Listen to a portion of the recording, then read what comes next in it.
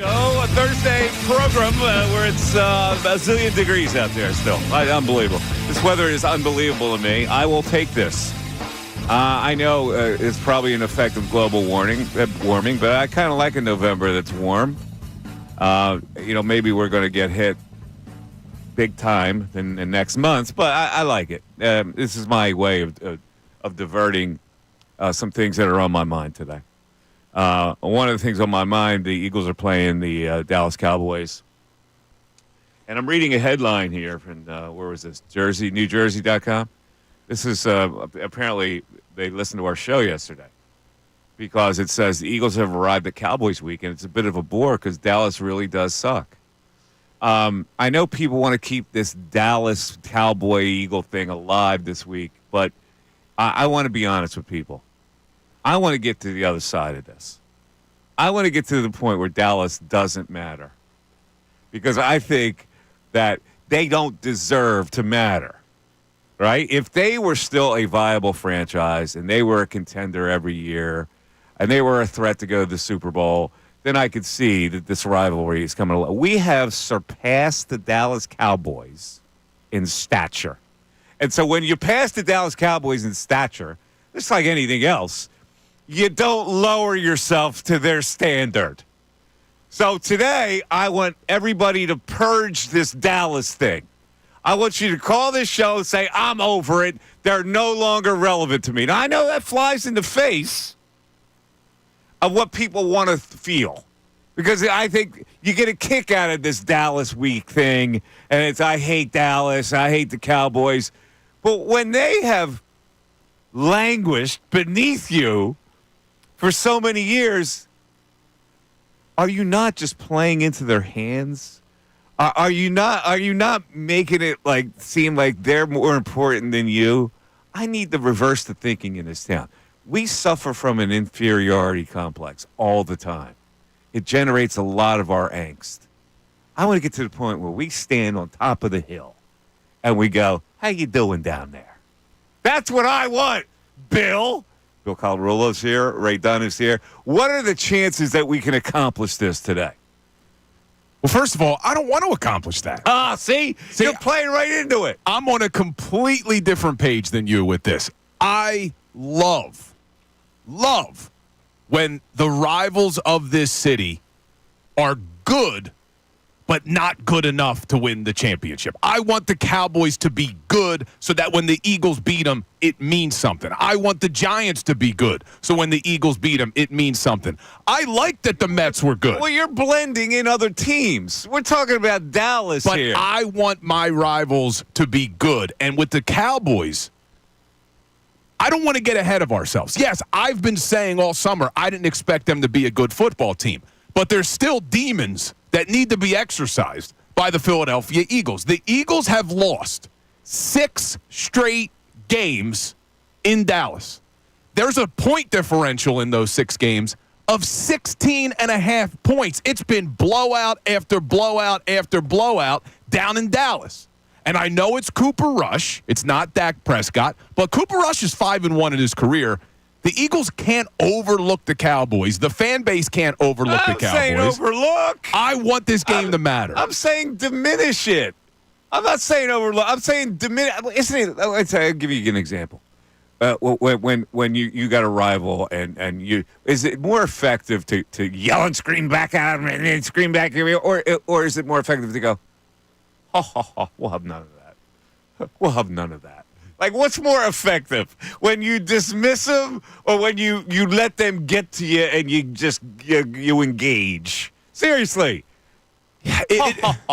Yeah. Well, like the old movies where the woman would cause some angst and the guy would go, well, we'll have none of that. Wasn't that more effective?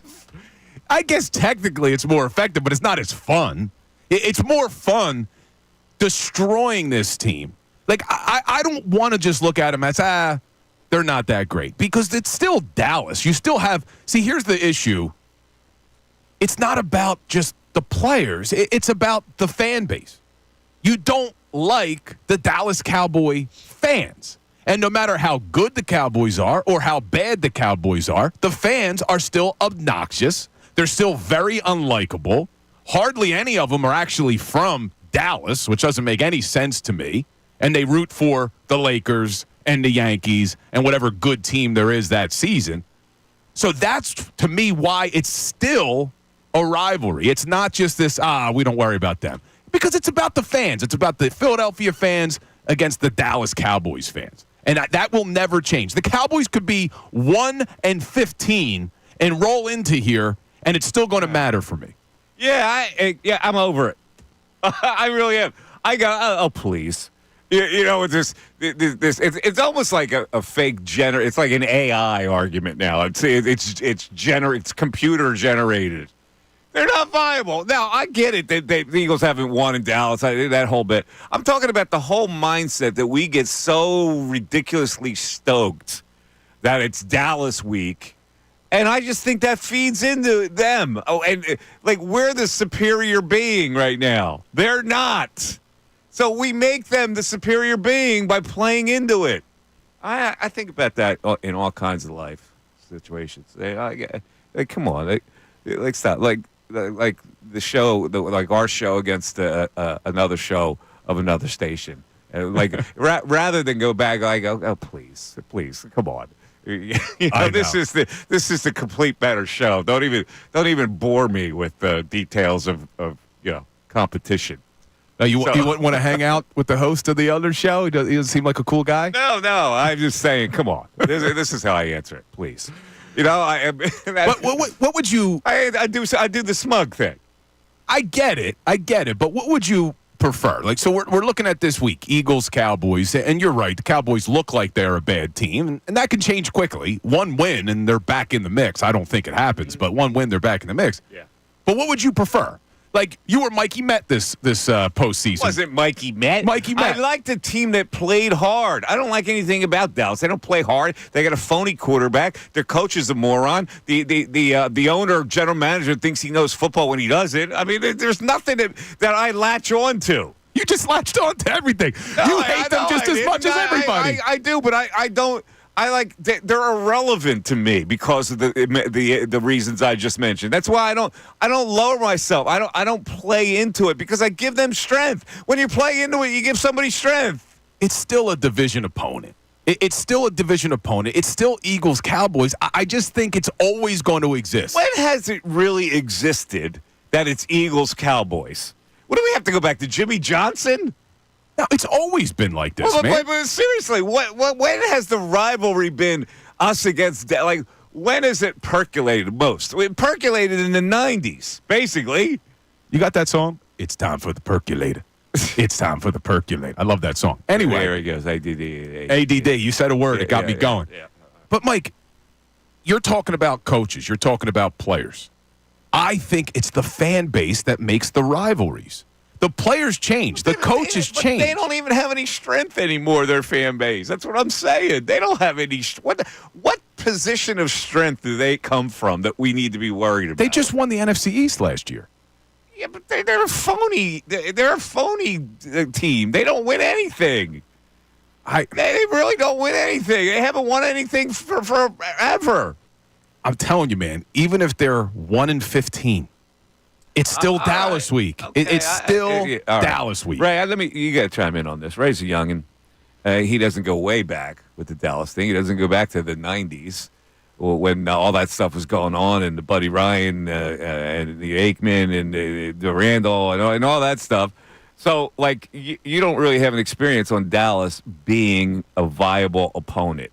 And so you've had to witness all this Dallas week thing. So how do you feel as a young guy? It may have lost its luster to all of you that lived through the 90s portion of it, but I despise them. And I disagree with what Bill said about wanting them to be good. I'd rather them go 0-17 and just have 2 whopping victories over them because I want the people that root for that team to be miserable. I want those Cowboys, especially because you find the Cowboys fans, they're just rats that come out of nowhere, that have never been to the Fort Worth metro area, that have no tie to the team, and I want them to be miserable. Yeah, but here's the other thing. They have always made it a point to dismiss their rivalry with the Eagles. Our rivalry is not with the Eagles, really with the Giants. So this is now my play.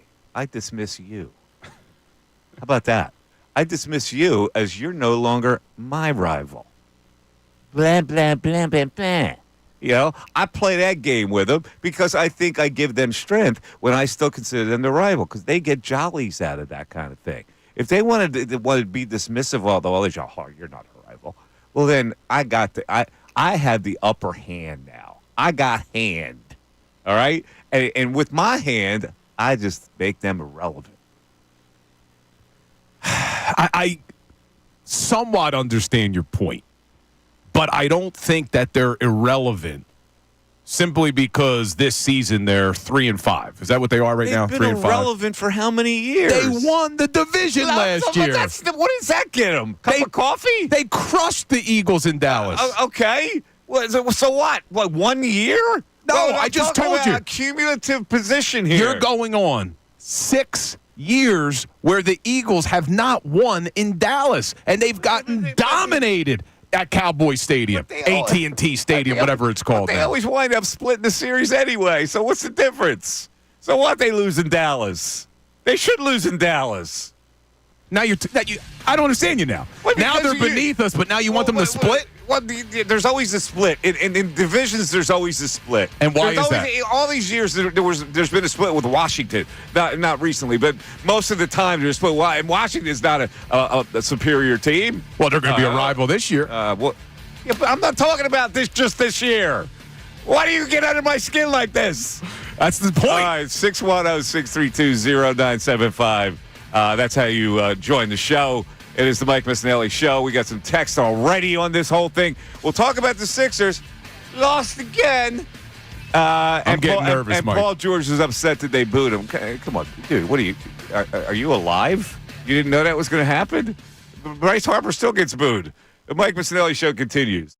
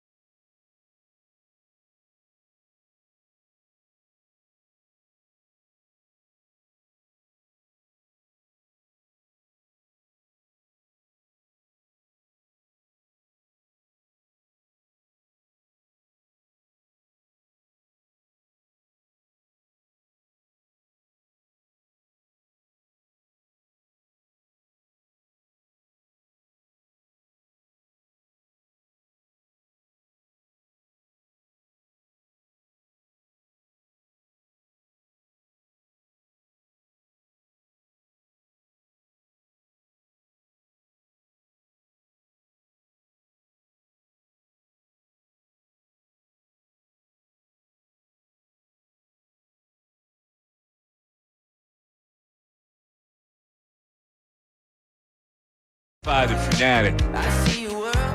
610-622-0975. All right. This Dallas thing is going to take over most of the day. I know I'm in the minority view. I can't break. There's a lot of habits I can't break in this city. That's one of them. The general overall thing that I can't break is that we do have an inferiority complex that sometimes comes out. I don't know if it's an inferiority complex. Yeah, we do. That's not why I hate Dallas. But we do, in general, have an inferiority complex as a city. I will agree with that. We definitely have an inferiority complex with major other cities, with New York, with Boston. But I don't look at it with Dallas as it being an inferiority complex as much as it just is. It's ingrained in us to hate them. Because we have an inferiority complex that they have been considered, quote unquote, America's team. And we blanch at that because we go, how come nobody's talking about us as America's team? Nobody ever gives us compliments like that. Nobody ever talks glowingly or puts us on national TV all the time.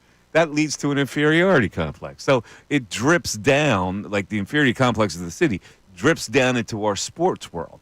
And this is why I say, no. You gotta walk with your head high. Like, remember the old Rock'em Sock'em robots?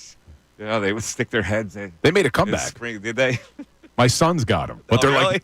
but they're a little bit more modern, more refined. So all right. So let's move on to another thing because I want to also introduce this as a topic. I don't know how many people stayed up to watch the Sixers last night against the Clippers. I was very intrigued to see the Intuit Dome. That's a magnificent building, man.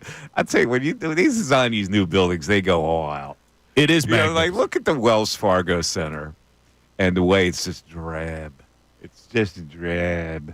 Well, what do you mean? You look at it from the outside, it's drab. What do you mean? They pulled a fish down flip. They painted it gray and said, "Look, it's modern now." Yeah, that's what I mean. Like the design of it was like you built some brick house in Edward Scissorhands neighborhood. That's the way that's the way it looked to me.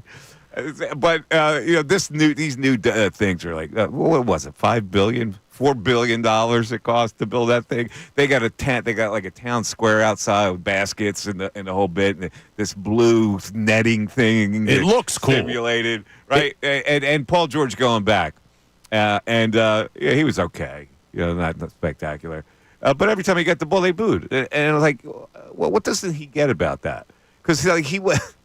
After they played the tribute video, he acknowledged the crowd that way, and then he went to the wall. He gave the wall one of these because they were they had this thing called the wall behind the basket where a bunch of you stand up and mostly they're young people like it's a college thing, and he gave him one of those. And afterwards he said, "I don't understand the booing." Okay, really? How do you not understand the booing? Yeah. Look, there wasn't that many fans there. That was a whole other thing with how nice it is.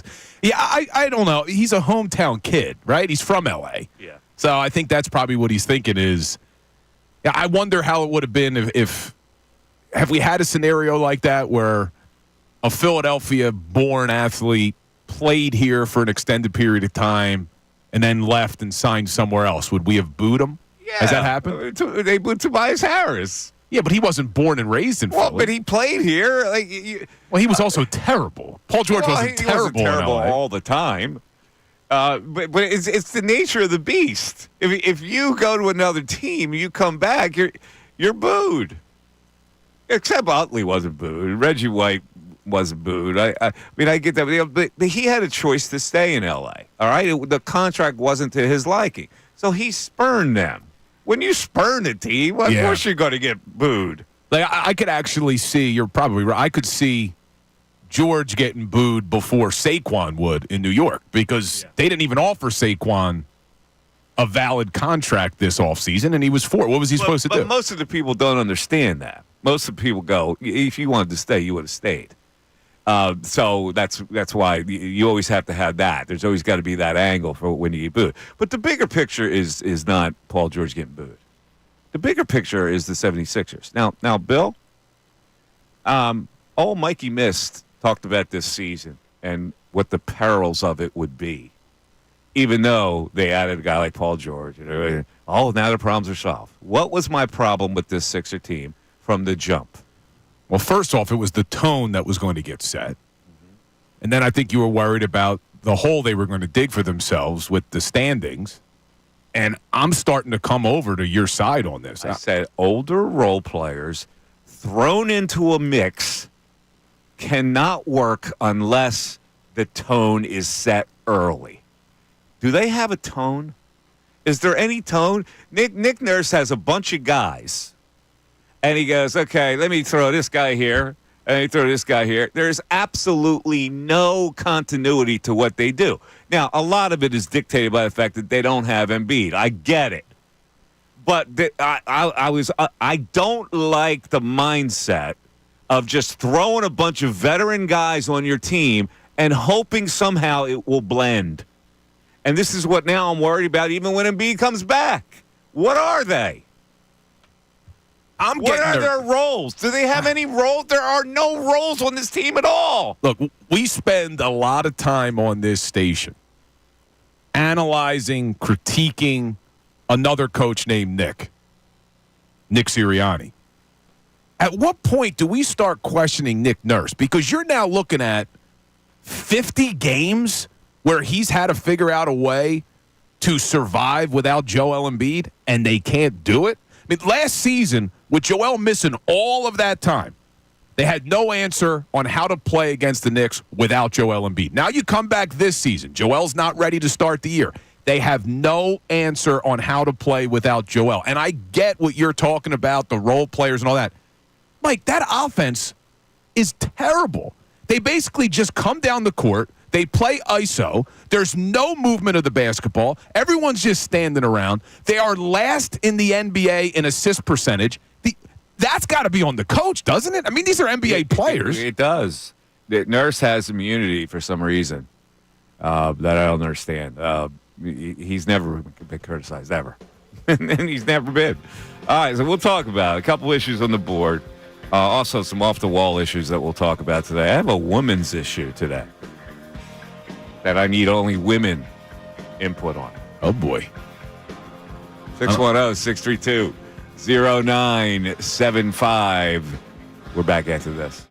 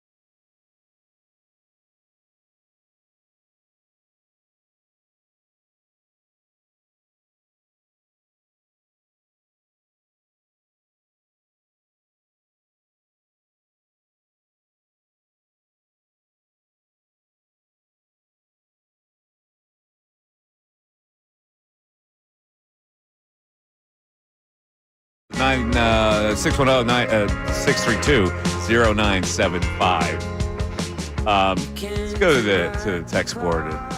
I want to make a point about these Sixers because this leads right to the office of Daryl Morey, who I have requested many times to come on the program. I assume he'll come on when he's ready. So in the meantime, Well, we were told once they had a better idea of when Joel and Paul George were going to play. Well, George is playing, and Joel should be back next week. So face straight music, and he has never been afraid to face straight music in the past with me. Well, come on the show. I got a lot of questions for you. Let's go to the text board. Let's see what we got here. All right, a lot of people jumping in on the Eagles-Cowboys conversation. PJ and Freehold went back to your conversation about being on the top of the hill, and he said, we will stand on the top of the hill when we beat them twice a year, every year, or consistently. I guess he doesn't believe that the Eagles are on the top of the hill in terms of the Eagles-Cowboys dynamic. Well, whatever. I agree with him. I look at this Cowboys situation. I go, it's almost laughable, the way they disintegrate. They don't have a strong organization. They're not tight as an organization. It's always something. Well, that stems from the owner. That's what's created. Well, I don't care who creates it. That's what they are now. So we're going, Dallas. I just think you give them too much credit. I hate that. You give somebody too much credit when they don't deserve it. You're not the only one that feels that way. Terrell in Philly agrees with you. I'm more excited about the other games on our schedule to see where we are at. I'm more excited about Washington, Baltimore, Pittsburgh. I'm more mad at San Francisco than Dallas. Well, yeah, okay. I know. Listen, I don't want to pop the balloon of Dallas week because I know people get. But people haven't been. You have noticed that people haven't been stoked about Dallas week. It's Thursday now. Yes, but I've also noticed people haven't been stoked about this Eagles team either. Like, is this more about the fact that the Dallas Cowboys don't bring that hate that they have in previous years, or is it more about the fact that fans are still reluctant to buy into this Eagles team? Something we talked about last week where I said, hey, it's time to buy in. They're a good football team. I still don't feel that buzz. Usually Eagles fans have, at times, unrealistic expectations. Mm-hmm. We're a Super Bowl team every year, no matter what. And now you actually have a really good football team on both sides of the football. And I haven't felt that. I haven't felt that energy from the fan base yet. So is it that's slowing down Dallas week, or is it just because the Cowboys aren't as good and Dak's not playing? But I'm with that first texter, Ray. For this not to matter, then you have to start consistently just dominating the season series, and that's not the case. They haven't won in Dallas. Well, shockingly, Bill, on this show, you might be outnumbered because another texter is on the side of Mike here. Once again, the day of the last Cowboys Super Bowl parade was literally the same day as Bulls on Parade by Rage Against the Machine was released as a single. That's how long it's been since the Cowboys have won anything. Can we play Bulls on Parade? That's one of my favorite songs. I think I considered this to be the open for the song and for the show. I considered 5 Rage songs to be the open. I will play it coming out, and we'll vote for the song. We'll vote if we like it better. Wait, what's the song we opened to? What are we open to? What was the one that we settled on? What is it? I'm going to have to call Matt Menard on that one. He put together the open. I don't know. Come on, Ray. Ray. I pulled the 75 other songs we come back to. Yeah, but people of your generation miss. It's your open. Miss bands like Rage Against the Machine or NWA. Public Enemy. Those kind of bands really get. I love them. Because it's like, they're right in your face. Ray saw the movie, so he knows NWA. You saw Straight Outta Compton, right? Right? He never saw Straight Outta Compton. What are you kidding? Yes, I did. Oh, you did? Yeah. You saw that one. Oh, my God. Okay. All right. Yeah. Well, I'll never forget. What is the one we play? Go through the open again. Well, go through our open. Yeah, go through it. Let's listen to what the gosh damn song is here. I should know it, but I'm forgetting what it was because I considered 5 of them. And we don't play it for a long time when we come into the show. But I remember in high school, we had the NWA album that has the Bleep the Police song. Yeah. And my best friend, his family, very nice family, a little conservative. She got in her son's car, and when she turned it on, the Bleep the Police song was on the radio. Or on the CD. We had CDs back then, Ray. What's that? She had to sit. She sat him down when he got home. She was so concerned about where he was going with his life that we were listening to that type of music back in the day. Well, it's just protest music. Protest has been a part of this great country for a really long time because protest gets S done. That's why it's like when you got a beef, let's go. Yeah, I never realized. I got to be honest. I didn't appreciate until I. All right, here's the open. Go ahead, let's do it. Here's the open.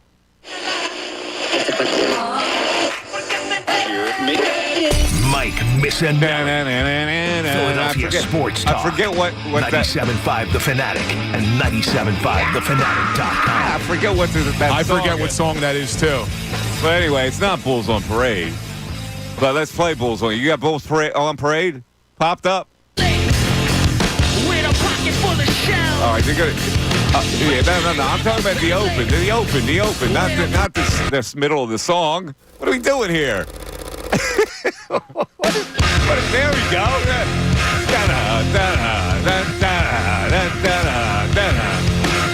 And here comes the wah-wah guitar from Tom Morello. After this riff. This really should be our open. I like this. Yeah, this should be the open. We got to change it up. Yeah, we'll talk to Matt. Here comes the wah-wah. Waka, waka. Waka, waka. Waka, waka. Get with it now! It goes, all right. Yeah. But anyway. All right. Yeah. Yeah, I think we're going to roll with that. I like that one a lot. Yeah. But just to finish that story, the funny thing is my friend had to tell his mom, but Bill's dad's a police officer. It's just music. It's just music. Bill's dad's a cop, for God's sake. Yeah. No, listen. They had a beef. Yeah. You know, I didn't realize Ice Cube was a lyrical genius. I didn't realize Yeah, that. he was. He's right on the school bus. Yes.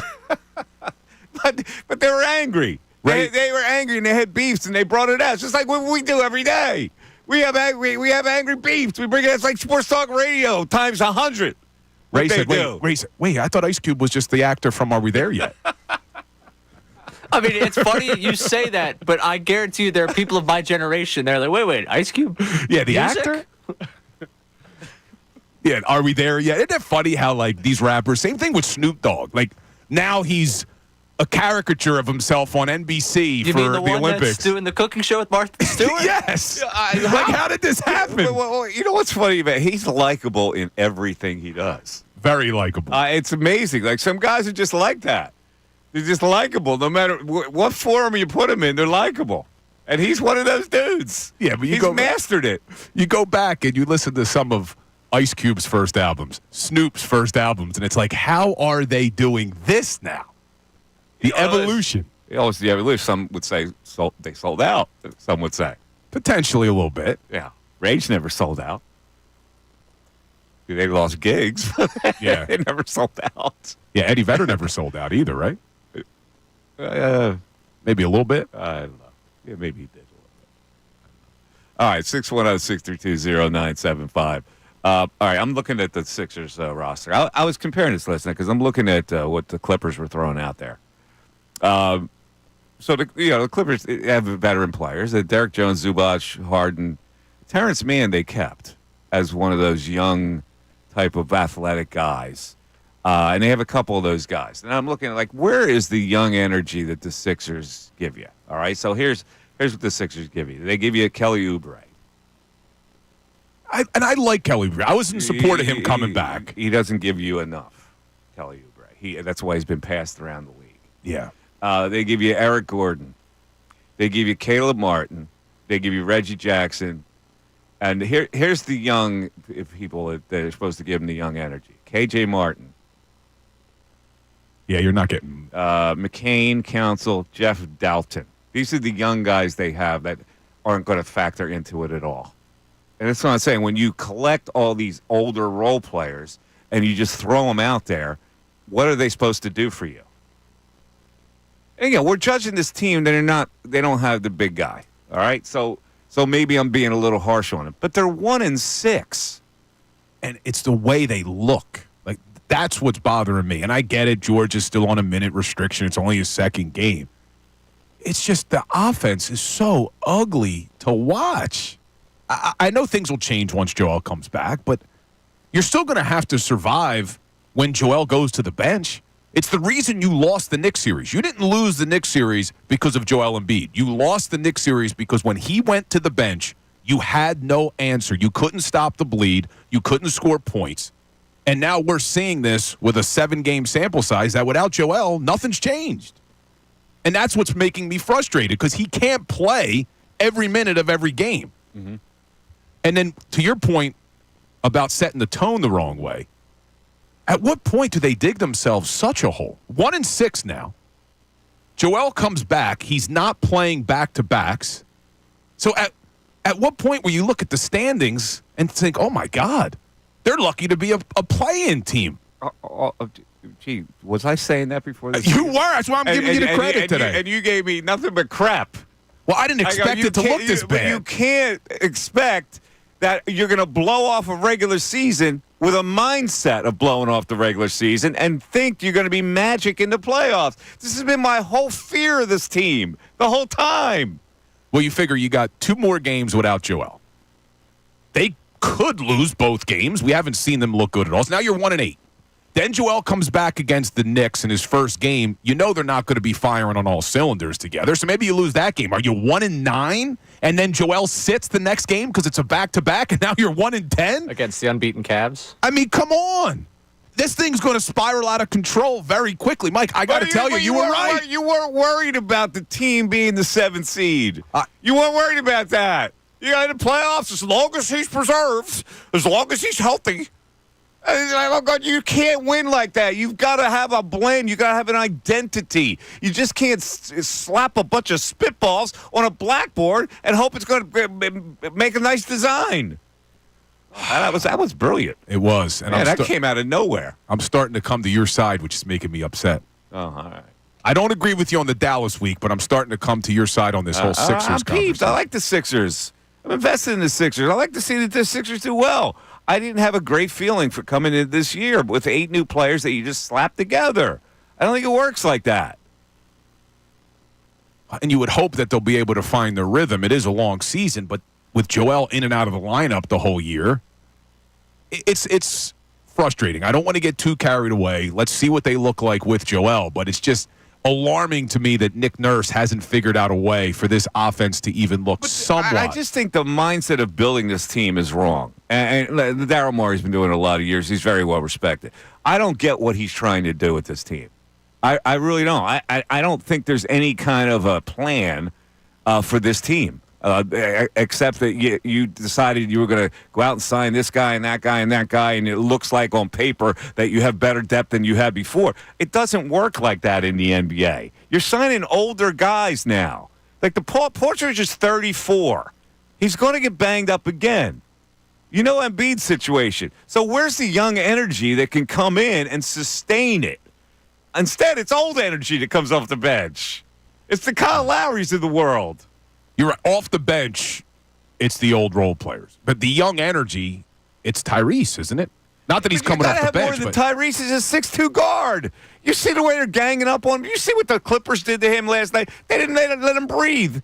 And then he winds up going out with he tweaked his leg or a hamstring or something. It was his hammy. They're forcing him to be crazy out there. They are. He's not playing with any structure. Now, what was he last night? It was like a negative Tyrese. He was negative minus 16 yeah. because he can't defend. He was 5 for 13. A lot of those 1 for 6 from 3, which means he's not getting open looks. He's having to do the step back dribble to get looks, and those kind of threes aren't going to go more than they're not. Now they're not. It's this stagnant offense where they're just giving him the ball, letting him ISO, and then he's just throwing it up. His field goal percentage has been terrible this season. Yes. He's not Allen Iverson. Yeah, he's shooting 40% from the field. Good player. He's not Allen Iverson. Yeah, he's only shooting 28.6% from beyond the arc this season. I mean, 2 years ago, he shot over 43%. We got a couple NBA sick burns. I love the NBA because they don't give an F. Like, Ray, we'll give you some time to assemble this. Did you hear what Caleb Martin, Brian Scalabrini's on the morning show with my buddy Frank Isol. I've been on that show many times. I know those guys are really good guys. This Scalabrini is in this beef with Kendrick Martin now. I mean, Kendrick Perkins. And I got to give Kendrick Perkins some big time credit for the burn he threw at the Scal. I didn't hear this one. Yeah, he said Scalabrini said that originally, way back in the day, that Perkins really he wasn't exactly welcomed into Celtics world for stuff that he said about Missoula, blah, blah, blah. You know, they usually welcome back Celtics for opening night, and they didn't extend an invitation to him, right? So Scalabrini said he's not, and Scalabrini works for the team, so he said that he's not exactly welcome. And so Perkins got all upset about that. And he was on a podcast recently where he addressed it. He was on that podcast with those guys. What's their names? They're the guy at Ray, you know which one he's talking about? Yeah, he knows what I'm talking about. Jackson and Steven Jackson and Matt Barnes. Matt who? Matt Barnes? Yeah, Matt Barnes. There we go. Yeah, whatever that podcast is called. It was on TV at one point. So Perkins was on it, and he addressed it. And we'll get to that in a second. But the other sick burn was Trae Young last night. Oh, my God. Trae Young, Atlanta beats the Knicks. Now, in Atlanta, listen, there's a lot of transits in Atlanta. So there's a lot of New York Knicks fans that flooded that arena. And so after the game, he's on the live mic on the post-game show. Do we have that, Ray? All right, here's what he had to say. I hope these New York fans find their way to the exit real quick. Boo, take your ass home. Boo, take your ass home is what he said. I like it. That's awesome, right? Oh, man, I love that kind of stuff. Yeah, that was good. So Knicks fans took over the Hawks arena. Apparently there were a lot of Knicks fans in the house last night. For whatever reason, I don't know. They travel, or they're just a bunch of New York people that live down there now. Yeah, probably. Which is, it's a transient city, Atlanta, pretty much. Well, it's the busiest airport in the country because of that reason. I thought Chicago, O'Hare was. No, I'm pretty sure Atlanta is the busiest. Really? Did you ever been there? You've been to Atlanta's airport. Yeah. I thought Charlotte is also very busy. Hold on, let me see. I don't know about I thought Charlotte was. Maybe it's Charlotte. I think it's Charlotte. Maybe it's Charlotte. Yeah, Atlanta's not Charlotte even. a lot. It used to be for years with O'Hare always. So I'm looking here. The list of the busiest airports in the U.S. Mm-hmm. Atlanta's ranked as the number one largest hub. Okay. Then L.A., then Dallas, Denver, Chicago. So does that mean busiest, largest hub? I don't know. It's a busy airport. How about that? Let's take a break. We'll come back. We have a bunch of texts here today. A couple people don't want to come on the air to talk about this Dallas thing because they agree with Bill. I'm in a total minority position here. I've been fighting this battle for a really long time. Stop feeling insecure about yourself. It's not insecurity. It's insecurity. 610-632-0975. It's the Mike Missanelli Show. Back after this.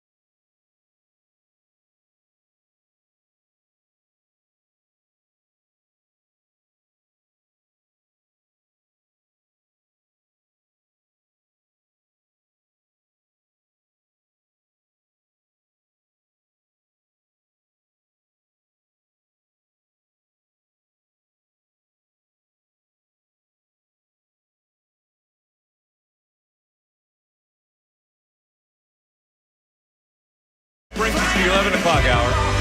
Your law firm when you need help because of an injury. Pray for peace, prepare for trial, grungolaw.com. Our 10 o'clock hour. Brought to you by Window Nation, where I tried and yet failed to convince the Philadelphia Eagle fan base that we are superior and that we should not give in to this Dallas Cowboy nonsense. But that was brought to us by Window Nation. First hour. Great hour. Take advantage of Window Nation's 50% off sale on all style windows, plus make no down payment, no payments, no interest for 12 full months. Call 866-90-NATION or visit windownation.com. I want to dive deeper, though, into this Dallas Cowboys thing with you for a second. Yep. Because there are people, though, that I'm sure you would look at as maybe not as successful as you, or maybe someone that doesn't deserve your time, but at the same time, you still may dislike that person for their arrogance. You may dislike that person for their inflated ego or whatever it may be. See, that's how I look at the Cowboys fan base. It doesn't matter how good or bad the Cowboys are. I'm always going to dislike the Cowboys fan base and enjoy when the Eagles can go into a game against the Cowboys, win the game, embarrass them, whatever it may be. No matter how good or bad the Cowboys are, I still take enjoyment in that. But the Dallas Cowboy fan base is inferior to our fan base. They're not as rabid as Eagle fans are. Eagle fans are more invested in their team than Dallas is. They have this icing on the cake interest in their football team. The Eagle fan base gets deep into the cake. They have a heart. Dallas Cowboy fans don't have a heart. They just are a lot of blather. There's no denying it. It still doesn't mean that you don't. Inferior. So you worry about their fan base that's inferior. They don't have the passion that Eagle fans have. So you're just patronizing them. I see where you're going with it, but I'm not. I'll never be there. I will always dislike them. I'm there. I go, and I give a dismissal. So because otherwise, if I show that they're getting to me, they win. I could let those bastards win. They're not winning, okay? And when you worry about them and you obsess over them, they win. I just look at it. I just don't think there's anything worse. There's nothing worse than someone who was born in this area and roots for the Cowboys. Well, and it's not that I'm letting them win. That's a different topic altogether, okay? You were talking about the Dallas fan base. The people who live here who are Dallas Cowboy fans have always been complete weasels. Exactly. Right? So that's why you enjoy this week. That's a different topic. I'm not going to succumb to them, of all people. I'm not succumbing to their real fan base, much less these idiots who live amongst us. That's flimsy. They're weak people who do that. Because there's nothing worse than a glommer. Now, when people say to me, no, I've been with the Cowboys for oh, really? You've been with the Cowboys for forever. You were with the Cowboys for two reasons. They were good when your team was bad and you abandoned your team, or your mommy bought you footy pajamas that had a Dallas Cowboy star on it. That's why you're a Cowboy fan, which makes you an idiot. When I was a kid, I owned one thing that had a Dallas Cowboys logo on it that my mom bought me. Do you know what it was? Why would your mom do that? Do you know what it was? What? Oh, I get what it was. It was a trash can. Oh. My mom knew you don't buy anything that is Cowboys for your son. But I had a trash can that was a Dallas Cowboys because it made sense. You struck me as the type of guy to have the sheets that had all the logos of the football I think I teams on did. them. No, I had it with baseball. I had all the baseball logos. Yeah, believe it or not. I was a big baseball player as a kid. Then I grew out of it. I didn't enjoy my. It's too boring for him. Exactly, my ADD kicked in. There was no physical part of baseball that I could load up on protein powder. Thanks.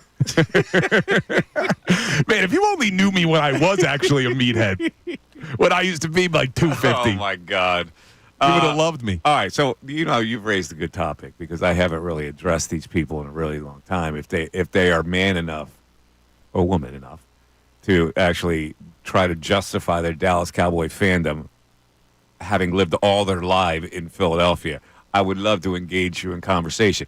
It ain't gonna be pleasant, but I still would love to engage you in conversation since your nipples have been hard all these years for the Dallas Cowboys. Let's see you bring it to the table now. What's worse, a Dallas Cowboys fan? Did I just say your nipples will be hard? You did. Yes. I apologize. Yeah. You're not allowed to say that? No, you're allowed to say it. It was just rather, I don't know, it was kind of rustic that I brought it out there. It's a little nipply in here. Did I say nipple? You know what movie I'm talking about? No, I don't know. There's got to be some silly-ass movie. I recognize the line. I don't not get the movie. It's Christmas Vacation with Chevy Chase. Yeah. All right. When he's looking at the lingerie with his wife. I knew it had to be some silly-ass movie. Oh, it's a great movie. It's a classic. That is a classic flick. All right. Anyway, what's worse in your mind? The Philadelphia fan, or Philadelphia person, not a fan, who is a Dallas Cowboys fan and then likes all different teams, the Lakers, the Yankees, whatever, or, because I've seen this, the person who grew up in Philadelphia that's a Cowboys fan but then somehow roots for the Phillies and the Flyers and the Sixers. How can you root for the three other teams and be a Cowboys fan? I think that is worse than the ones that just randomly pick, the best teams going. No. Randomly picking the best teams going is the worst. Here's the thing. This is really such a simple thing, and I don't understand why people don't get it. The team represents your geographical area. Therefore, you should have some pride in the team that represents your geographical area. You don't have the right to go outside the lines and consider yourself a real fan. You are a fake fan. People who do that. Yeah. And don't give me any of your justification. Well, my dad liked the Steelers when I was growing up. It doesn't matter. You're not your dad. Do you adhere to everything your dad? You come from a different generation. You've learned different things. It's okay not to follow your dad in everything. The only thing I would disagree with is if your family is from Pittsburgh. Of course, that's right, that's and then the it gets exception. passed down. If you have a connection to the geographic area, that's yes. fine. But even if you don't have the connection to Pittsburgh, your parents do. So that therefore you still should be an independent force. You were brought up within a geographical area of a fan base of a team representing your area. You're no longer in Pittsburgh. It still has no justification. So I can forgive those whose family are from a town and you still root for the town that your parents did. Why? Well, dude, you're not from Italy. Right? But you still connect with the Italian culture. I don't root for Italy over America in the Olympics. All right, good point. That's a good point by you. I don't think I can win that. I can't win that You're argument. An American, first of all. You're not rooting for Italy. That was a pretty good response. That was a dumb hill to run up. Yeah, that was a great response. Seriously, that's the whole thing. I don't get this. Well, my dad was a Yankee fan, and so I became. No, you grew up here. It's okay that your dad's a Yankee fan. He grew up there. You grew up here. Where's the connection that you must root for the Yankees or the Mets if you're a Philadelphia-born person? This is literally the conversation of my fandom. Yeah, because Ray's mom's a Giants fan. Yeah, okay. Well, two different fans. Well, there we grew you up go. in this area. And Everyone did you grow up a Eagles Giants fans. fan because your mommy liked the Giants? No. Okay. Well, but his daddy was an Eagles fan. So for him, it's a little different. If both of your parents were Giants fans, you would probably be a Giants fan. No, you wouldn't. Why? I probably wouldn't live down here if that was the case. I probably would live up in North Jersey. So if your parents or your grandparents were bigots, do you have to be a bigot? Different analogy. No, it's not different. You learn. Now different. you're changing My point the is, game. you learn different things according to the times. I don't want to lump in those that root for a team because their family is from that city with those who were born here, raised here, families are from here, and yet they still have chosen the Cowboys over their local team. I don't think there's any comparison between that fan and the fan whose family is from the town. I want to address this. I really want to address this because these have to be hard and fast rules. Okay? There is no allowance in my world for people to be fans of other teams when you are brought up in this area because that team is representing the area in which you are brought up. All right, well, let me ask you then, since we're making these rules. At what age do you have to arrive in Philadelphia for you not to have been a fan of the town you came from? Do you have to be born here, or what if you came here when you're 4? Different argument. I'm talking about the people who are Philadelphia-oriented people who root for other teams. You're changing the subject. No, what we were just talking about was if your parents grew up in Pittsburgh, yeah, but then you grew up here, you can't be a Steelers fan. And I'm saying, well, what if you lived in Pittsburgh for your first 3 or 4 years? Well, Do you have to that's switch? Different. At what if you age? have any kind of connection to Pittsburgh, then you can stay a Pittsburgh fan. I'm talking about when you are here and you grow up here and your parents are Steeler fans. You don't have to be a Steeler fan. All right? It's simple. 610-632-0975. Back after this.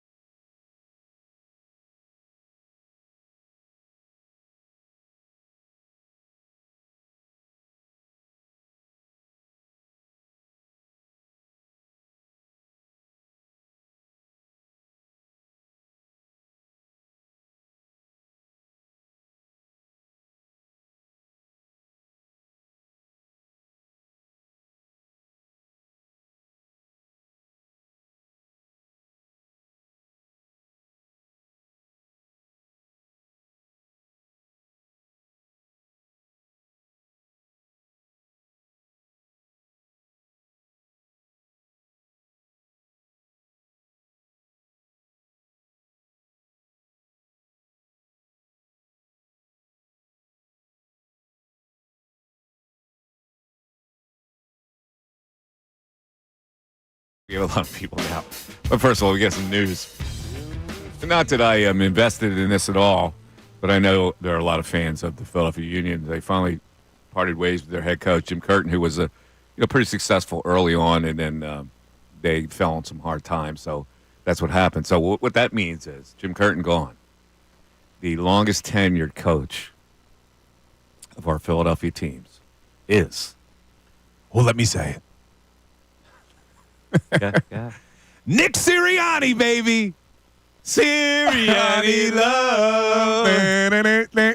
Ray's shaking his head. I'm not playing the music right now for one of the teams in town making a mistake. Man. No, it's not the week to be singing Sirianni love. But now, Ray, you do follow the Union pretty. I'm surprised. You looked shocked when I talked to the producer here and said he got fired. Yeah, I'm surprised. Atlanta has an opening. He was rumored for that, so maybe that's where this is going. But he's been a big part of their success. I think that this season's disappointment isn't on him necessarily. So I'm kind of shocked that they went this way. But so Ray did a play-by-play for the Union last year because their main guy was out that week. Oh my God! So I tuned in and listened. It was here on 97.5 The Fanatic. It's difficult to do that, right? Well, we're the flagship. And when they scored the goal, Ray hit him with the cue the dupes. Oh, it's a great drop by Ray. There you go. Cue the dupes. Cue the dupes. Oh, nice work. Little Ray done. Anyway, he's out. He's local. Like, didn't he go to Philadelphia Catholic School? he's a local guy. He goes to Archbishop something. Went to one of the archbishops, didn't he? I'm looking him up. I think he was a player. He's a Villanova guy. He was a player. I knew he was Carroll? Nova. You go to Carroll? Bishop McDevitt. I went to McDevitt. McDevitt. Oh, yeah, I knew it was a local school. Yeah. Okay, so it wasn't an archbishop. It was just a bishop. Just a bishop. Yeah. He didn't. No. Yeah, McDevitt never got to Ark. Yeah, they didn't get. Never got to the Archbishop. All right, before we get to these calls and text, do we have the Kenrick Perkins burn? Oh, I didn't realize how much this man cursed in the thing. We have edited a minute of this, and I'm still going through trying to clean this up. Okay. Yeah, he dropped about 8, 9, 10, a dozen F-bombs. I He's didn't not know happy that with because Scal. I just thought it was the one where he was talking about how he was in street clothes. That's the one, right? Do we have that? That's at the end, so I'm cleaning it up right now. We'll have it for you in the next segment. Okay, all right. Well, so he said, basically what he said is, well, we won the championship. That MF was in street clothes, and he had to run into the locker room and put his jersey on for the picture. That's awesome. Wait, who is he talking about? It's Brian Scalabrine. In other words, you were scrubbed, Cal. Yeah. Oh, man, so he got pretty upset with this. All right, Ray's going to edit that. We'll play it later on. We'll get it later on. All right, let's go to Chris in Austin. Oh, Chris called from Austin, Texas. What's up, Chris? Hey, Mike. Hey, y'all. Thank you for taking my call. How y'all doing this Good, morning? man. How you doing? Good. I just wanted to chime in on a couple of things that you were talking about. Number one, I was born in the area, moved to California when I was 10, came back, and like you, Mike, I'm a Penn State alumni, then went back to California and took a job with the city of Los Angeles. Now I live in Austin. I've never lost my Philadelphia roots. Never, ever. I root for all four teams, die hard till the day I die. Well, So but by the same token, if you move somewhere and you want to be a fan of that team, I got no problem. I'm just talking with the people here. The people here who shirk their fandom of the local team because they a la carte it and I like this team because I like their uniforms, or I like them because they won 2 years ago. That's what I'm talking about. Right. But the other thing is you were talking about earlier this morning is the Cowboy fans. They're worthless. I have a part-time job, even though I'm retired, and there's 10, 15 Cowboys fans where I work, and none of them, I can't even get a stir out of them. They've given up on the season. Yeah, so I that's why I don't pay them any mind. I go, okay, wake me up when you're viable. But I just want to chime in on that. The fact of the matter is that they just don't. You can't get anything out of them when the team's down, and it's fun. It's fun to try to poke them and do anything you can to get something out of them, and they just don't care right now. So you're spot on with that, Mike. All right, man. Thank you, Chris. I appreciate it. Yeah, I just want to make this clear. If you are from here and you go somewhere else, then that's whatever you want to do. Go knock yourself out. I couldn't care less. I'm talking about the people here who have been here, who decide that they're going to root for another team for whatever reason.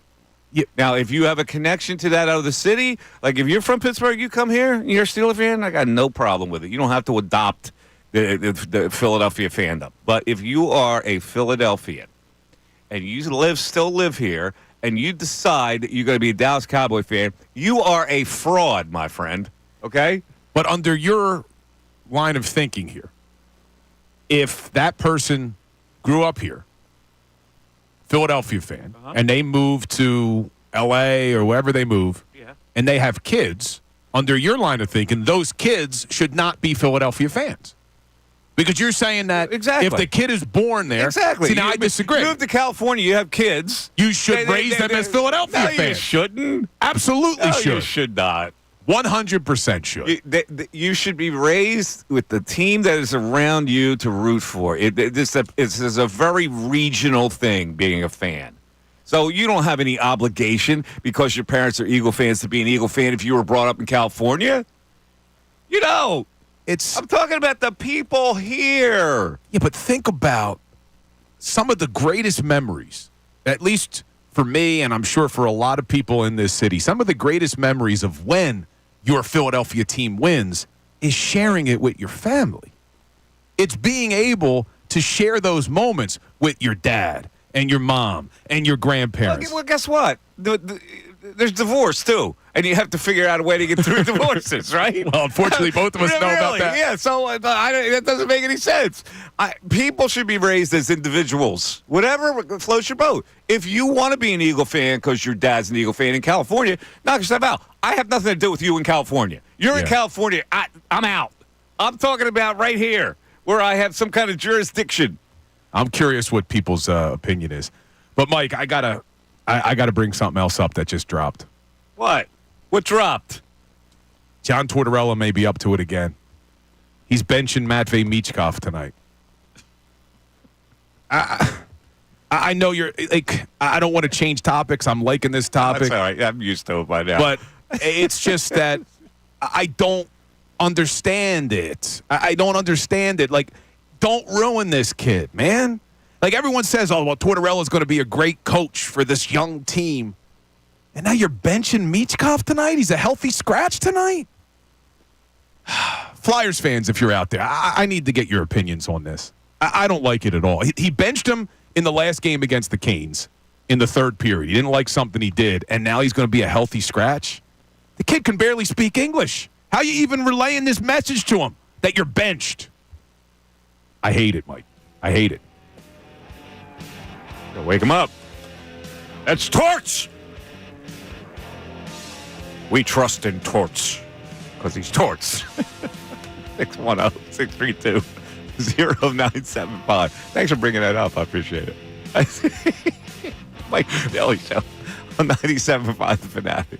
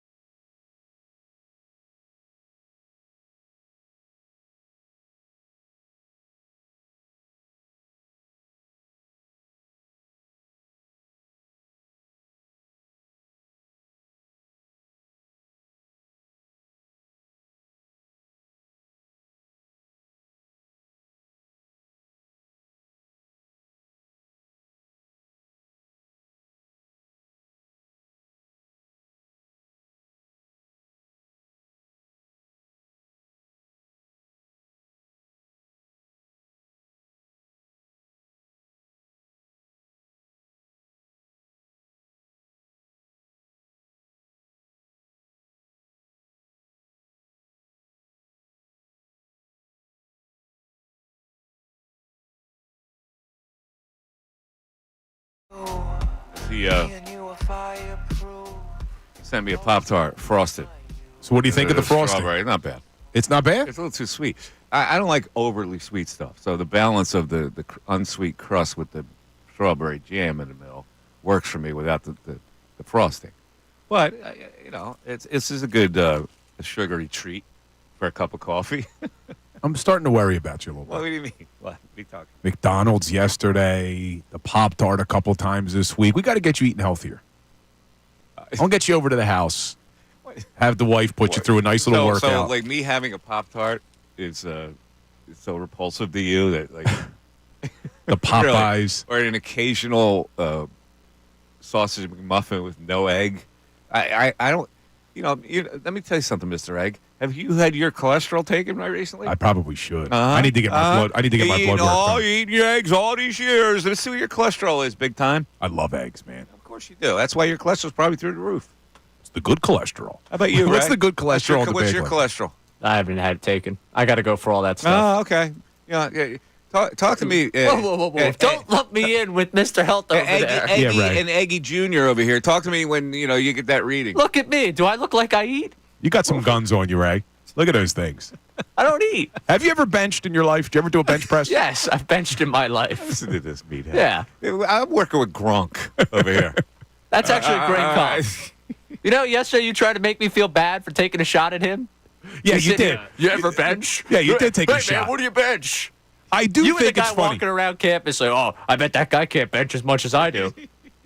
I used to be See a guy walk into a party with a girl that's attractive. You're like, that guy can't outbench me. She's basically mine. That's definitely who you were. It's like a Saturday Night Live character.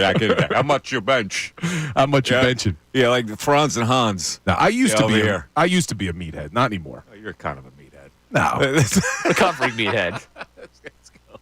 Let's go to Lou in Camden. Lou, you're on 97.5 The Fanatic. Lou. Yeah. What's up, Lou? Coming in on the whole Cowboy and Eagles. Mm-hmm. You're absolutely right, Mike. I'm with you, but my whole family is a Cowboys fan. I'm the only Eagles fan, and I've been dealing with this all my life. Why are your family Cowboy fans? Well, my stepfather was the one that got us into watching football, and I'm the only boy. I have all sisters, so then my mother and my sisters all went with him. But I'm from Camden. I grew up here. Going through school, you see the Eagles flag everywhere, everything. So I'm like, okay, football, Eagles. That's what I know. Where's he from? He's from Jersey as well. I think he lives in Malaga. Well, then he's a fraud. Yeah, absolutely right. Yeah. I mean, all due respect. He's your stepfather. I'm sure you love him. All due respect. But for me, say he's a fraud. All right. Yeah, but I'm with Bill. It ain't about the team. Because, yes, I know we're better than you now. It ain't that. It's the fans. Because no matter how much you argue, is we got 3. Even when we got our Super Bowl, I remember, you guys talked about that before when we got the Super Bowl. I was like, that wasn't enough. I need another one. Because then what was the argument? You only got 1. We got 3. It's like, yeah, you just can't win with these Cowboys fans. And then when they're losing, you don't hear nothing about them. You can win if you treat it the way I say. You're no longer viable. And just give them, and you give them that, and you walk away. Yeah, not here. It's just I live with it all my life. That's just something. I'm 42 years old, so I come from the era where we barely won anything. Yeah. My Super Bowl, what I checked off was the 2 Cowboys games. We won. We could have just won those 2 games and lost everything else. And I was like the happiest person in the world. Like, walking around everywhere. Like, we beat the Cowboys twice. That's it. Like a badge. Like, it was a badge of honor. Like, and everybody was the same way. Like, that's how we grew up. I mean, now, we're like. Yeah, Lou, your stepfather is the exact guy I'm talking about. Now, your sisters also had a choice, right? Your sisters gravitated towards his side of it because they probably loved him. But there is such a thing as standing up and going, Dad, I love you, but you're wrong. You could actually do that in the world. Yeah. All right, man. He's the guy I'm talking about. The guy, the a la carte guy, when the Cowboys were good. Ooh, Cowboys were good. Oh, I got footy pajamas with a star on the ass of them. I like the Cowboy. Yeah, come on. I had a little bed, and it was a Cowboys bed, my little kid bed. So I've been a fan, and they use these justifications. Yeah. There's no excuse for it. There isn't. There's no excuse. I think they're the worst type of fan, though, is the local fan that roots for the Cowboys. I'm trying to think if there's another team where a local fan would root for that would bother me more. And I don't think there is. You don't get a lot of like local people who just happen to be Mets fans or local people who happen to be Celtics fans. But for some reason, the local crowd loves the Cowboys. There's people who love the Cowboys. You think it's because the Eagles were bad when the Cowboys were good? That's what's made these fake fans jump ship. Is he? I can tell you, he's a big violator of this whole point. This your pal Christopher Wusso, who's a Giants fan. Well, I'm a Giants fan because my daddy Tony Wusso was a New York Giants fan, and so I'm a Giants fan. You know, it's like, come on. You grew up in New York. I can't believe the way he does that. We actually have a nice audio of him today, too. Oh yeah, we do. He attacked Sirianni. Yeah. Sirianni. He went after him. Yes, we do. Do we have that since we're playing? Yeah. So let's play it now. I don't know. He popped into my head because he's always talking about Giants. Nick Sirianni is an absolute disgrace with whether he goes for two, kicking extra points when he shouldn't, field goal opportunities. Did you see him Sunday against Jacksonville? A game they almost blew because he doesn't know what he's doing when he goes for two or when he kicks an extra point. The worst was in the first half. He's up 16-0. He kicks the extra point to make it 17-3 scores. And they had a penalty on Jacksonville, and he takes the point off the board to go for two and doesn't get it. So instead of 17-0, it's 16-0. I mean, that is mind-bogglingly stupid. He was 0 for 2 on two-point conversions. He was 0 for 3 on fourth down, which is hard to believe. And then at the end of the game, he's up 28-23. Here are some of these plays on 4th and 3s. He should have kicked the field goal. Nice job by the production staff. A little late, but here it is. In the scenario here. Don't be calling All right. Had enough? It's an absolute disgrace. The best He doesn't get there. It's like 16-0, and they're mind-bogglingly stupid. The best part of that clip, though, is his face is like right in the camera, and everybody's like 15, 20 feet behind him. Well, he's not wrong about some of his points about Sirianni. San Francisco Giants. Tony Russo, my father. Wait, where's Mad Dog from? He's from New York. Yeah, he's... His father was a New York Giants fan before they moved to California. All right, let's go to Adam in Maple Shade. Adam, you're on 97.5 The Fanatic. Adam. Hello. Mikey Mess, that was an incredible impersonation of Chris Russo. I mean, come on. It makes it so easy. It's an absolute disgrace. He may make it easy, but I haven't really heard anyone do it, and that's hilarious. But first, I want to say, I know it's been a while since you've been back on the radio, but super, super happy you're back. But I do have to push back on you a little bit about this fandom and where you're from type of thing. Mm-hmm. So, go ahead. I'm a huge Philly sports fan. Mm-hmm. Have been all my life. Eagles, Sixers, Flyers, Phillies. So is my brother. So is my dad. That's how he raised us. I was born and raised in Silver Spring, Maryland. Washington, D.C. country, Redskins land, Commanders land now, obviously. But yeah, all these teams. And I've always been a huge Philly fan. Yeah, but see, you're going outside the lines here. This is not my beef. If I was a Washington sports talk host, I would have a beef with you. But see, you can do whatever you want. You know, like I'm talking about the people who are here, not when you move away and you want to. Like, I would have a beef if I was in that city and you called. Well, and I would say, well, you're raised here. How come you're not a fan of the Capitals? But okay, you're outside the lines here with me, so I have no beef with your point. Okay, well, thanks for not having beef with me, but I can't be mad at it because you're not mad at me. But it's kind of an unfair argument. Like, you're not mad at Philly fans when they're Philly fans in other places. Yeah, like I'm not. Yeah. You could still be an Eagle fan when you moved there. If I was in a Washington sports talk host and I was a native Washington and I was sticking up for my teams, I would say, well, why can't you? You were raised here. Like, why wouldn't you be a fan? Yeah, it's a real Homer perspective. Like it is a Homer perspective, but that's what fans should be. They should be homers. That's why the team represents your area. See, I'm with you, Adam. I think when you say homer, it should be your home, like what your family does, where your family was from. No, it's not. It's annoying when people are in the Philly area and they're fans of other teams. But if someone said, like, hey, my dad raised me this way, I had no choice, and it is what it is. But you have a choice. You have no choice. You have a choice. I wouldn't be a Philly fan then. If under your line of all right, but you have a choice. Like if you became a Washington fan, I wouldn't have a beef with you. That's where you were raised. Where you're raised is where your heart is. It's not where your parents' heart is. But like Philly's my heart, even though I was raised in that area. Were you born here? Were you born here? No, born and raised since I was 0 to 18 in Maryland. All right. Well, then I listen.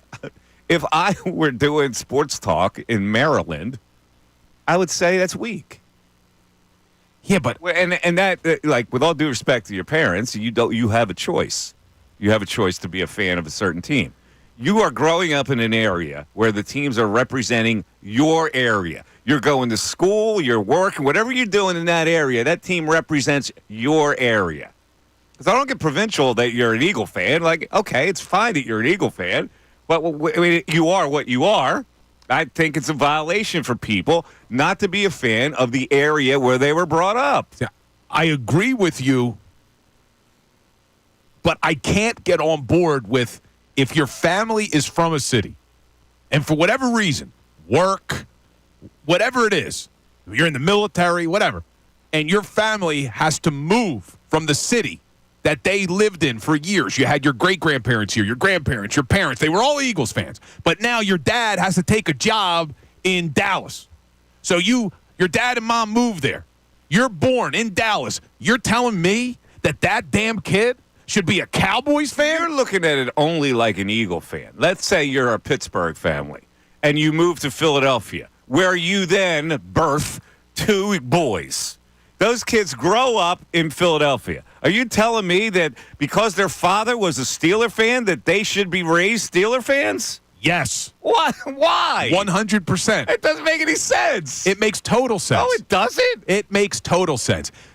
Fandom, especially in this city, is as strong as it is, not because when you're in 3rd and 4th grade, your friends root for the Eagles. It's as strong as it is because it's in your DNA. Your dad was a Philadelphia sports fan. Your grandparents were Philadelphia sports fan. That is why it means so much to us. That's why grown men had tears in their eyes when the Eagles won Super Bowl 52. You're looking at it just totally as a Philadelphia fan. I just presented an example. You move across the state, they don't know anything about Pittsburgh. They have no geographical connection, no DNA connection. Their DNA connection is that they were born and raised in Philadelphia, where there are teams that represent their life. This is their life now. It's not Pittsburgh life. There was their father's Pittsburgh life. If his father wants to wear a Steelers jersey, knock yourself out. I was born here. The teams play for me here. I don't have to be a Pittsburgh fan because my father was raised in Pittsburgh. You don't have to do anything. What I'm saying is that makes more sense to me, that you grew up watching games with your family. You're looking at it like an Eagle fan purely. No, I'm looking at it from any fan. Like a Denver Bronco fan. Comes in, their family moves to Philadelphia. They're a young couple. They have children. The children are born here. What's here? All kinds of Eagle jerseys, Flyers jerseys, Phillies jerseys, Sixers jerseys. They are surrounded by the provinciality of a great sports climate. And you're telling me that they should be Denver fans just because their father was a Denver fan? Yes. Oh, let me ask you. What's your earliest memory of watching sports? I don't know. I don't remember. I really don't remember. I can remember it vividly. Remember my father wasn't that big a sports fan in general, so I didn't get any. I chose my own path. Like, I knew the Eagles were on TV on Sundays. I used to read a newspaper where they had this machine gun camera where they had a semblance of pictures on a certain play, and they would connect the dots. Like, one picture would be the quarterback throwing it. The next picture, the dots would go, and the receiver. And the third picture was when the ball got to the receiver. That's what I remember because I was, like, crazy about newspapers. And a lot of the Eagles. And I followed the Eagles and the Phillies. And when the Flyers came out, I was actually a big hockey fan because that was my frame of reference in being around the provinciality of sports. They were representing me. Not my father. It's family, man.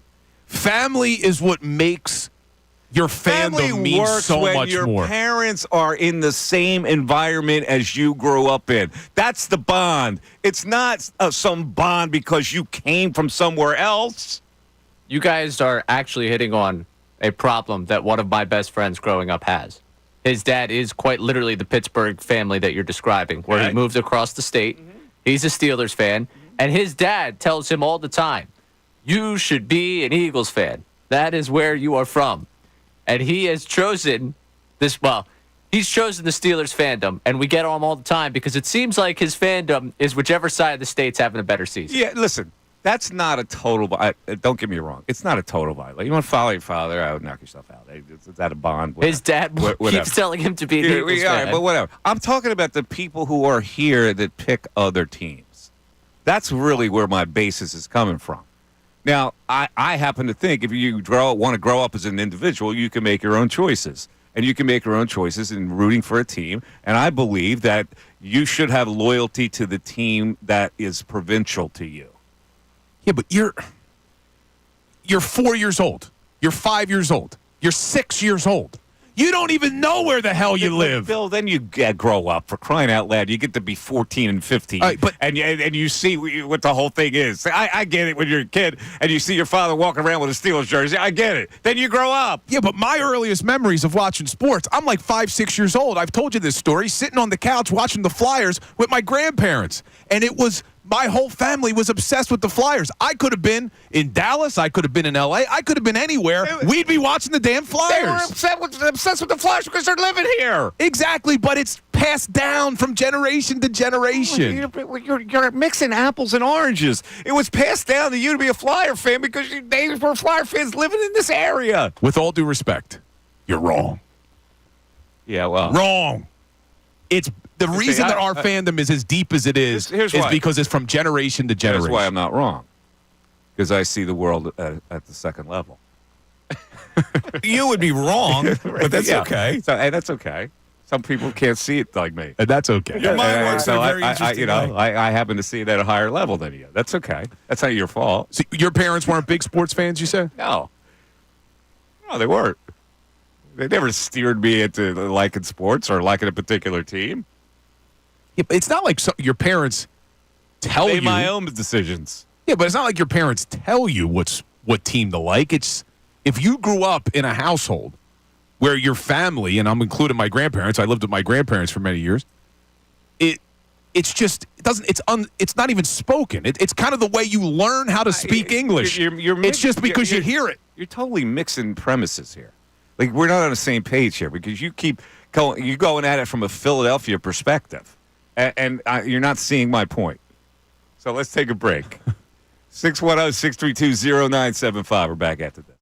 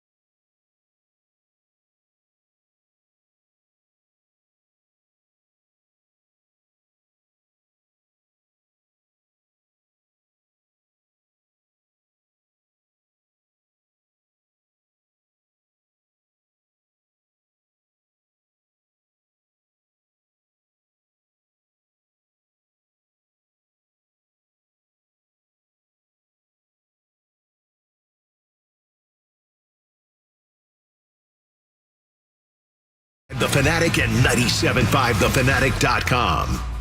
Yes. The breaking sports news is that Tyrese Maxey now will be out multiple weeks with a hamstring situation. Oh, man. You know, this season has it doesn't have a wholesome feel to it. It just doesn't. It has such a fragmented feel. It's so disappointing. Now, listen, I guess things can. Maybe there are brighter days ahead. Maybe this team finally gets together as one and they find some kind of groove. But I'm telling you, I had a queasy feeling about this season coming into it. And now, when the big guy comes back, they're going to be missing another guy. So, again, there's no togetherness being built. You say maybe there's brighter days ahead. Can they get much worse? No, who knows what's happened when they finally, like in February, they get this thing together and they find a groove. But it usually doesn't happen that way in the NBA. And this is why this tone for this season, it's not good with this Embiid thing. And then George gets hurt. And like, there's no blending. There's no roles. They're older. I just... But you can't afford... You can't afford to waste. You can't afford to waste a season. Like the window is closing. The window hasn't closed. I know there's some fans who think maybe the window's closed. It hasn't closed yet on the Joel Embiid era, but you can't afford to waste seasons. This has to be a year you're going for it. Multiple weeks. Sounds like at least 4. Well, Sounds he like says, a month. Says a couple. Oh, a couple?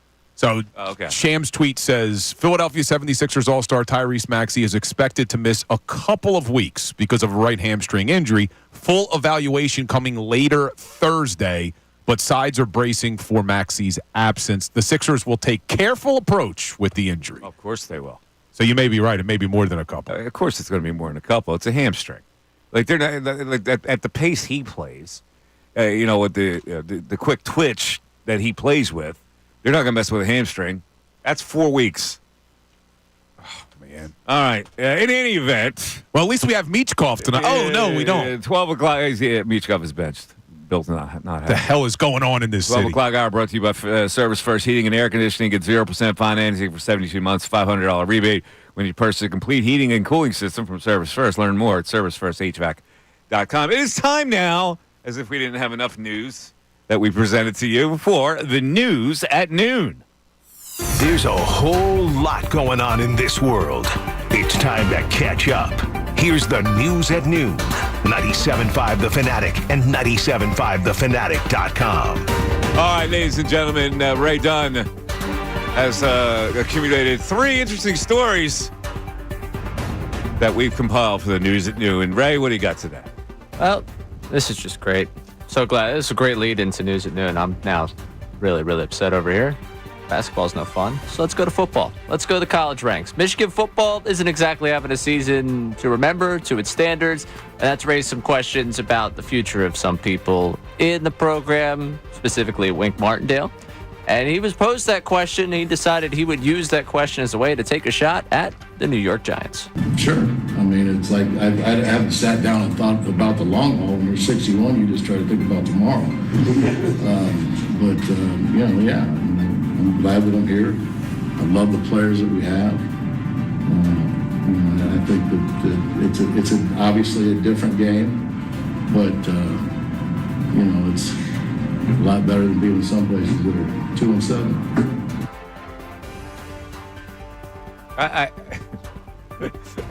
All right. Well, Michigan football is like, all right, doesn't move my needle. Does he deserve to take the shot? Basically, is where we're at here. Yeah, he does. So you go ahead, take a shot. You're Wink Martindale. You know? Yeah, that didn't end well in New York with Wink. Are the Giants better off with him this season? And has Michigan been so good where he has the footing to be firing shots elsewhere? No, I guess not. I don't know. As soon as you said Michigan football, you tuned out. Yeah. This is into the Missanelli. You know. All it took was Harbaugh leaving. I got enough to worry about with Ohio State, much less you can bring that program up. I'm so glad they're I'm not upset to see them falling apart either. But, all right, we'll move on to another coach in their presser. J.J. Redick, we're not 10 games into the season. He's already calling out players' effort. And finally, he got pushed and questioned about how he's going to address these players, and we'll take a listen. JJ, you're talking a lot about two or three guys, getting them to put in the effort. You talked a lot about wanting to play hard and LeBron being the guy that played hard in tonight's game. How do you address that with the team? What's your philosophy for approaching that? I just did. I just did. And he dropped the mic. He went off stage. He kind of ripped into D'Angelo Russell, who frustrates coaches because he just doesn't give a crap half the time. And he did say, I had listened to the post-game press conference, and he did say, well, sometimes he does some good things, and then sometimes he doesn't. He goes back to his old bad habits. And I'm thinking to myself, well, consider it a victory. He at least didn't eat a sandwich on the bench. Under the previous coach, he had a sandwich, JJ. All right. But, it's taken 8 games, and we're already I'm walking off the podium type. He's a snarky, arrogant bastard, right? I dislike him intently, except when he was here getting a dribble drive, a dribble handoff, making a 3. That's when I liked him. I like that too. Otherwise, 95% of the time, I thought he was a snark. How long does the honeymoon last? Oh, he'll be there. They signed him to a long term. They're going to ride with him for a while. I understand. As long as he got LeBron. He praised LeBron to high heaven. LeBron was a minus 21 last night, but he did score 38. Right. You can praise LeBron, and you're in LeBron's good graces. That's cool. That's all you got to do. You got 11 other guys. No, you don't. You got LeBron, you got Anthony Davis. Unless they're happy, you got no shot anyway. Fair enough. I would argue they probably don't have a shot anyways. But all right, last one here. Deebo Samuel on his podcast this week told a story from Tuesday that he got a call from John Lynch. And the framing of this, to me, is ridiculous. The idea that Deebo Samuel would be on trade deadline day concerned about hearing from his general manager. Take a listen. I look at my phone, I'm like, yo, why is he calling me right now? I answer the phone, he was like, yeah, man, my daughter is going to be the one running the NFL, commercial that you're doing today. I'm like, but don't be calling me on NFL trade deadline day is crazy work. I answered the phone, and I was just like, yo, I don't think he was actually thinking about, the time of day he was calling me, and I was just like, yo, what?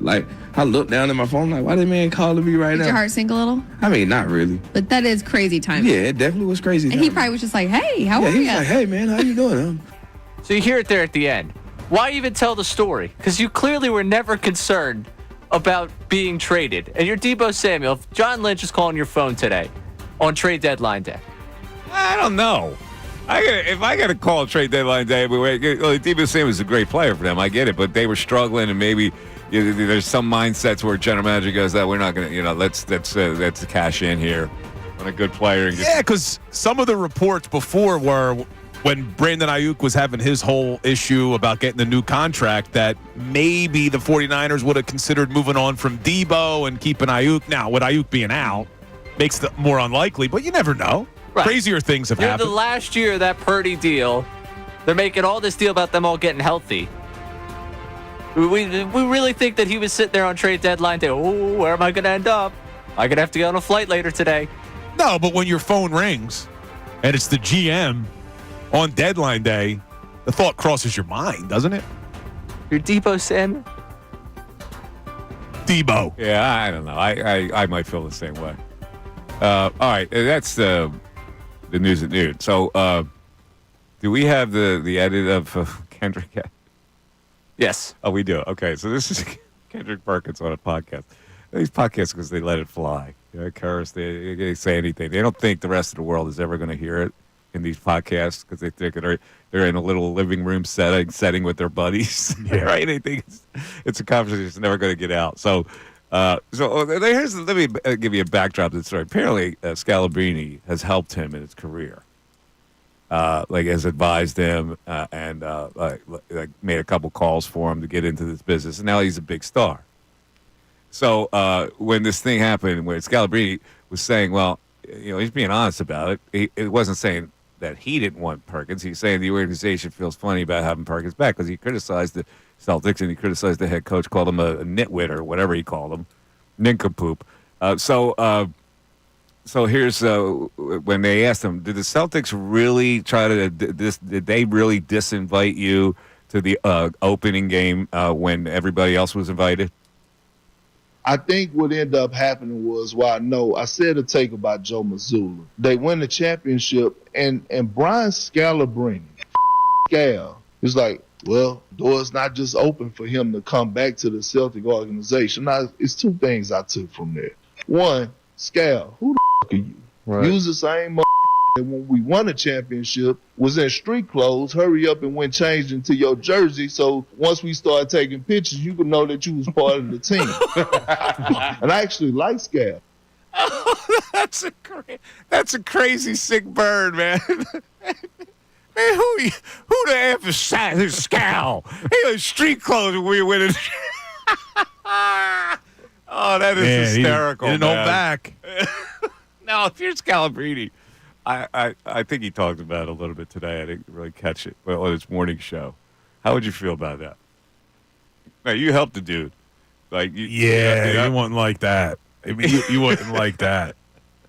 What's worse? The Mike, all due respect, or Kendrick Perkins ending that with, well, I'd like Scal. No, Scal's got the last laugh because he's got a TV gig doing Celtics games. He makes $1 zillion on Cameo. Now, how this dude has gotten so popular? Like, this white Mamba thing. Listen, he was a deep bench guy this whole time. He survived in the NBA for a lot of years. I get it. But this guy he signs jerseys at jersey signing events, and he makes $1 zillion. Yeah, why is he so popular? I don't know. He's just one of those guys that's popular up there. He was self-effacing as a player. He was the ultimate team guy. Everybody seemed to like him. He's now in the media. He's Boston people like him. He's the white Mamba.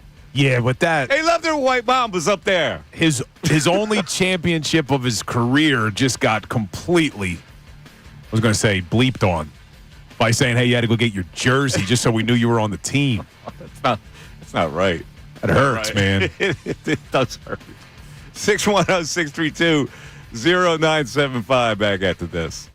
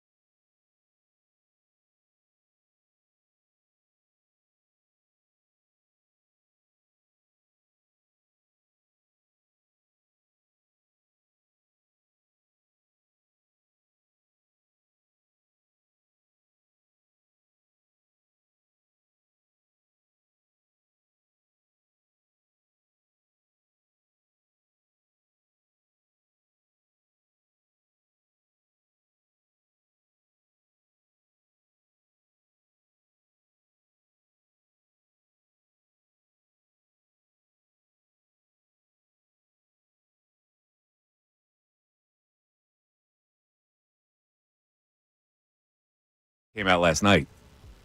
Episode 11 is out now for the people who have been following the podcast. And episode 11 ties up the ends that we had suggested earlier in the podcast that there was a murder of a 9-year-old girl in Hazleton, PA, that authorities originally thought had some connection to the murder that was in Bristol. 2 years after that murder, a girl was raped and similarly had a sock stuffed in her mouth, and the connection was that there was a PIAA basketball game when Bristol played in Hazleton.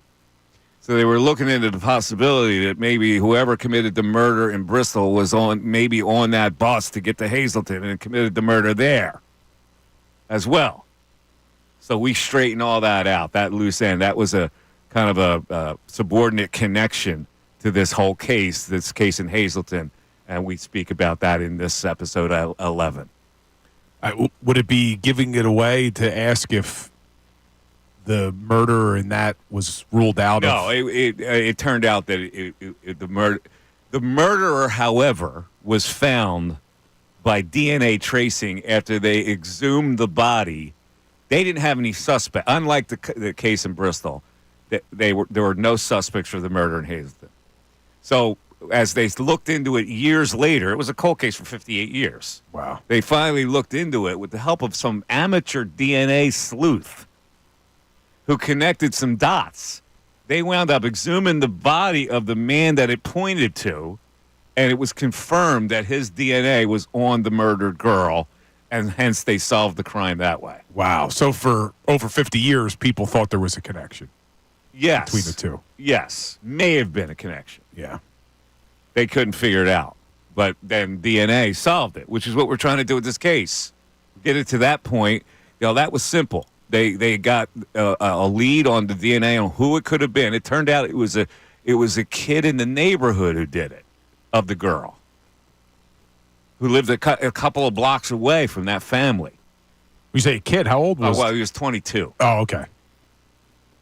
Man. He died. He was dead, of course. They had to exhume the body. They had no leads at all. It's crazy. Internet sleuth found him. An internet sleuth, an amateur DNA sleuth who went to Elizabethtown College. I think he's actually from Medford, New Jersey. We're going to have him on in our next podcast. Oh, cool. Yeah, to figure out how that happened. So that's out right now. And if you've been following, it's episode 11. I'm assuming we're going to get to episode 13 before we end it, and then just play a waiting game on whether those DNA tests come in and they actually solve this crime of the murder of 9-year-old Caroline Doherty. All right, so yesterday, this is just a quick story before we get back to the phones, because we were talking about coupons yesterday. Bill is anti-coupon. Yeah, I don't use coupons. So it's coupon. What'd I say? Coupon. You say it like cue ball. Yeah. I said coupons. But you said coupon. Coupons? But everybody says whatever. I don't use them, so I don't have to use the Most name. people say coupons. Coupon. So yesterday I leave. I got nothing in the house. So I go, on my way home, I stop at the grocery store. Well, I felt naked. I have no coupons. So first thing I go, I'm in the mood for some grapes. I walk in there, and the grapes happen to be on sale. 99 cents a pound with a coupon. You go red or green? The green ones were on sale. It doesn't matter to me. They're both tasty. 99 cents for the green. But you needed the coupon. I don't have a coupon. Oh, boy. Again, you said coupon.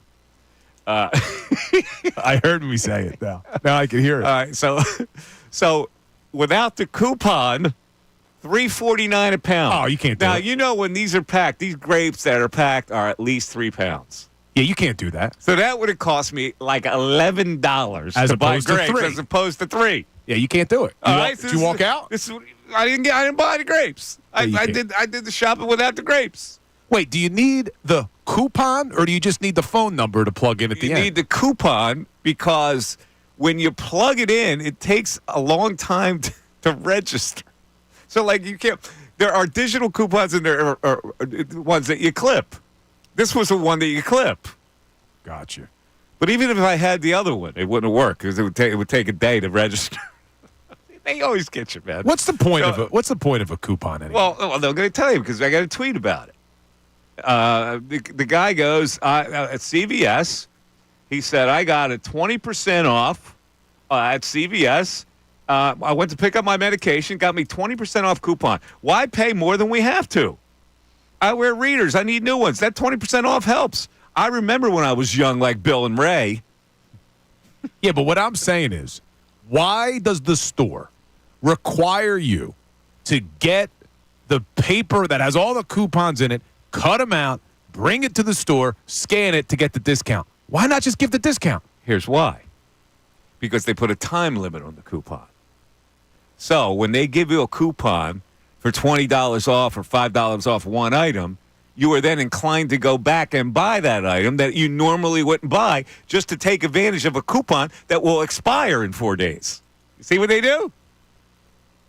So it's to create a sense of urgency that you have to get there. Even if you don't need it. You go back and go, I'm going to save $5. I'm always going to use this. So they bring you back into the store to buy the stuff.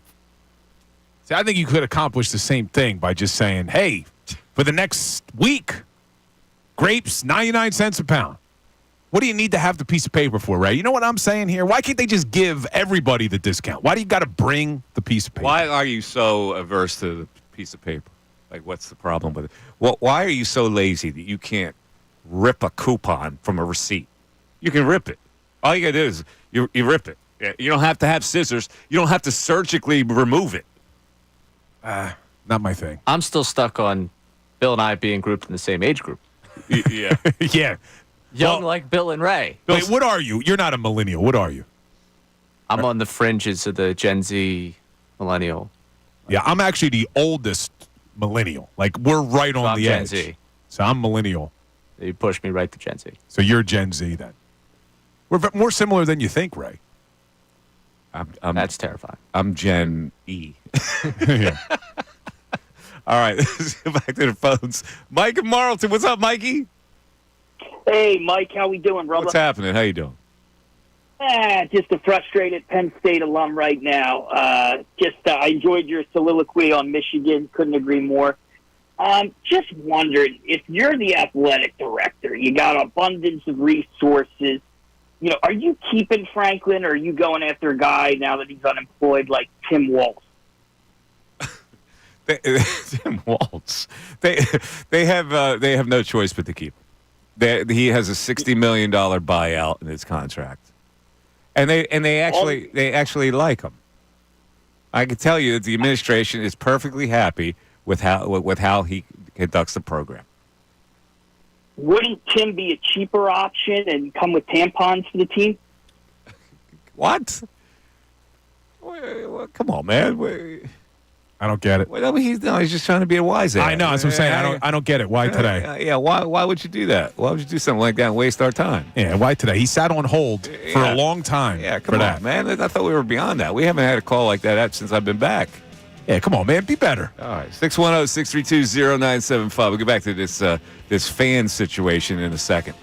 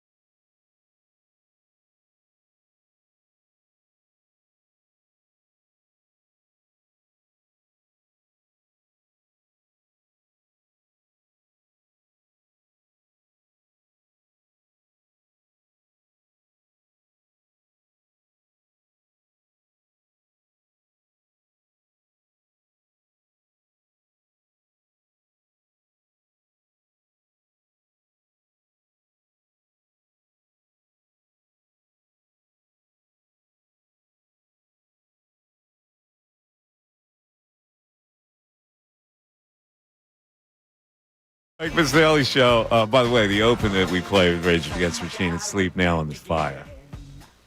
Are we switching it? Are we going to talk to Monarch? For the other I think we Rage? can mix it up and just go with Bulls on Parade. Dun dun. All right, so we got texts across the board. We're gonna get them in a second. The news, of course, Maxey hamstring. He's going to be out multiple weeks. So the Sixers situation gets bleaker and bleaker. That's the news today. But the big theme is, and somehow we got into it. We were talking about Dallas week, and then it morphed into rules for fans in general. So I'm going to give you my simple rule. This is really the blanket rule, and there are variations off of it, of course, that we could discuss. My blanket rule is it's a violation if you are a native of a specified geographical area and your primary fan interest is for another team in another geographical location. That is a violation. All right, so that's pretty clearly defined. So in other words, if you live here and you pick another team to be your primary interest, that makes you a fraud. Yeah, and we agree pretty much with the premise. I just put the one caveat about if your family is from a different geographic location, I think it's okay to root for your family's team. You disagree. You think it should be your own choice. Well, it's not as much I disagree as that I abhor the not being an individual who makes up your own mind. Like to be dragged along like that out of some kind of family loyalty, it doesn't work for me. I think you can make that decision, but you also, I think, have a responsibility to be a fan of your geographical area. Yeah, I don't think we're going to – because I don't look at it as being dragged. I look at it as being what makes fandom so great is that it passes from generation to generation. But see, this is the problem with that. If you're not going to go to a game. Like, your father was a fan of the Steelers. It's not like you're gonna take him to you're gonna take your son to a Steelers game. It's just like a kind of a distant interest. Yeah, that's not 100%. Look, I told you I grew up watching the Flyers with my grandparents. My cousin lived with us too. He relocated. He lives down in Virginia. He raises his son as a Flyers fan, and every once in a while they'll come up and they go to Flyers games, and it's a great bonding experience for him and his son, and they pay attention to the Flyers. Like, I don't think just because he moved there that his son shouldn't have any allegiance to the Flyers. He sees how much of a fan his dad is because it's been instilled in us from our generation of generations. Right, let me twist your brain here. Suppose your grandmother loved the Rangers. You grew up watching Rangers games with your grandmother. Then what? Well, is she from New York? You're making a blanket statement. What bonded you was you're watching Flyers games. Well, it's easy to me. You were here. That's not a choice. Suppose your family were Ranger fans, and you grow up watching the Rangers. It's hard for me because of how much I hate the New York teams. Just pick any team then. The Penguins. I can't root for Sidney Your grandmother Crosby. loved the Penguins. She loved Malkin and she loved Mario and all that, and you grew up watching the Penguins games with your grandmother. It's hard to separate. It's hard to separate my Philadelphia fandom as a kid. That's what I'm saying. That's my point. But I just don't know, am I a Philadelphia fan because I grew up here, or am I a Philadelphia fan because it was instilled in me from a young age because of my family? But you were here. I'm giving you the chance. Suppose it was instilled in your family that you were a Penguin fan. It makes me want to vomit. I'm not sure I can. My point exactly. Yeah. I close my argument with that.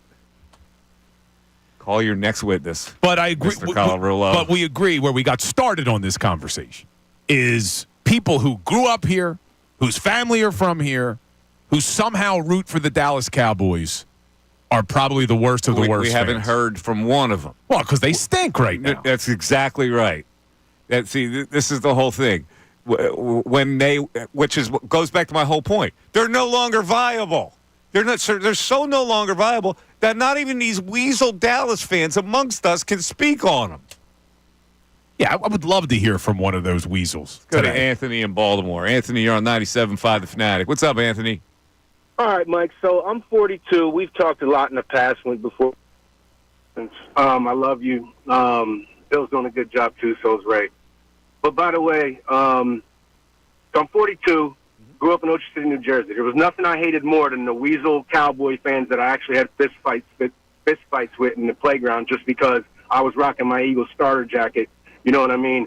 And they were hating on us just because they wanted to feel cool like they were the winners. And so here's my predicament, Mike. I moved to Baltimore for work. I have 2 children. I'm going through a divorce. Now, am I wrong for wanting my children? My grandfather was a Philadelphia fire chief. All I knew about him was that he was a huge Eagles fan and never missed the Eagles game. So I followed the same thing since my childhood. Only when I was in the military did I miss any Eagles games. And am I wrong for wanting to have bonding with my son, even though he's born and raised in Baltimore? I don't want him to be a Ravens fan. I want him to be an Eagles fan. No, from my perspective, you're not wrong. I don't have a problem. But if I was a sports talk host in Baltimore, I may question you for not allowing your kids to make their own decision about being a Ravens fan. You're so wrong on this. I'm letting him make his own decision, Mike. Don't get me wrong, but he wants to bond with his father. And okay, no, you're not wrong. This is outside the realm of my core argument. Like if I was doing sports talk in Baltimore, I would think that my perspective would be that since you grew up in a certain geographic area, that team is representing you.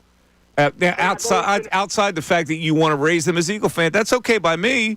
I'm just saying reverse it, Mike. Reverse it. Let's say Anthony was from Baltimore. He's a Ravens fan. He moves to Philadelphia, and he wants to raise his kid here as a Ravens fan. I think that is actually acceptable. Yeah, it's acceptable. It's just not like Mike, in my alley.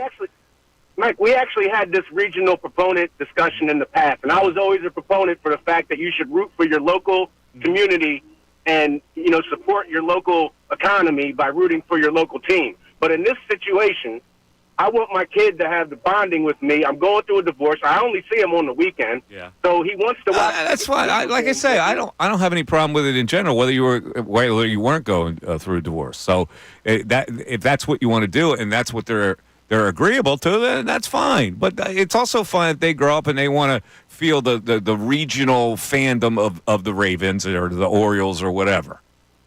And I wouldn't take that away from them. Like, you know what I mean? Being in Baltimore. No, you're fine by me, Anthony. I'm not bucking again. Like as I say, this is not has anything to do with me or my opinions. If I was the Baltimore sports talk host, maybe I would have a discussion with you on it. Right. Yeah, I get you, Mike. All right, man. Really, that's the core argument involves being a weasel a la carte fan when you grow up here. That's, to me, that rankles me. It offends me. Yeah, and when you say a la carte, we're talking about you didn't just grow up here and you root for all the New York teams or all the Dallas teams. You're a la carte where it's, well, in this sport, I root for them. I really like the logo. Yeah. I was a fan since I was 3, Mike. Okay. Oh, okay. So you like the logo? That's why you're a fan? And I'm supposed to say, oh, yeah, that's perfectly fine. Like, it's so ridiculous. Like, that. It rankles me. Yes. No, we agree on that. Or you get the, well, when I was a kid, they were the only team that was on television all the time. Yeah. Another lie. Ridiculous. I was on again last night. I was watching it again last night. That's what I was doing. Why? It was on AMC, and they let the curse words stay in it. The Godfather followed by The Godfather 2. Here's a question I need to ask you about The Godfather 2. Sometimes you watch the thing. Now, I've probably seen it 1,000 times, right? Oh, when they shot up in 2, when they shot up his house in Tahoe, and they were looking for the killers, and he said, we're not going to find them. They're probably dead already. Killed by somebody inside. Then they dredged him out of the lake. Remember, they found the guys who shot up his bedroom. Yeah, and they were dead. They pull him out. They pulled him out of the water. Yeah, I haven't seen it in a couple years, but yeah. Who killed those people? We know Fredo was the traitor. He didn't kill him. Who killed those guys that shot up Corleone's bedroom in Tahoe? Well, wait, who did Fredo sell them out to? To Johnny Ola and Hyman Roth. Yeah, so did Johnny Ola and Hyman Roth probably killed those guys? They weren't on the scene. Who killed them? It had to be somebody inside the family, in the compound, that killed them. They never. Do you think there was another rat inside the Corleone Well, family? there had to be. Who would have killed those guys that? Because they wanted to silence them. Obviously, exactly. The coup went bad, right? So those guys had to go. Who was it that was the insider that actually killed those guys? And it was never explored in Godfather 2. And if anybody has asked this same question, I'd love to hear your views on it. Because for the first time, it dawned on me after watching this for so many times, yeah, those guys are dead. Who killed them? Because Corleone said, Tom Hagen goes, well, when we find them, because you're not going to find them. Unless I'm very wrong, they're dead already. And they were dead already. So who killed them? Fredo wouldn't have had the guts to do it. And he probably, So it wasn't him. It wasn't him. Who was it? He stayed loyal to his guys. He stayed loyal to Rocco and Neary. It wasn't them. Who killed them? Is this a plot hole in Godfather 2? Apparently. I need to know who killed them. Who else inside would have killed him? It was never pointed out. They never flushed out a guy who would have covered up the shoot up. That perplexes you. It bothers me. I couldn't sleep last night. Yeah, I need someone to speak on this. Now we got the YouTube chat going on. Yeah, I'm reading the chat, and they're not answering the question. Because it's an unanswerable question.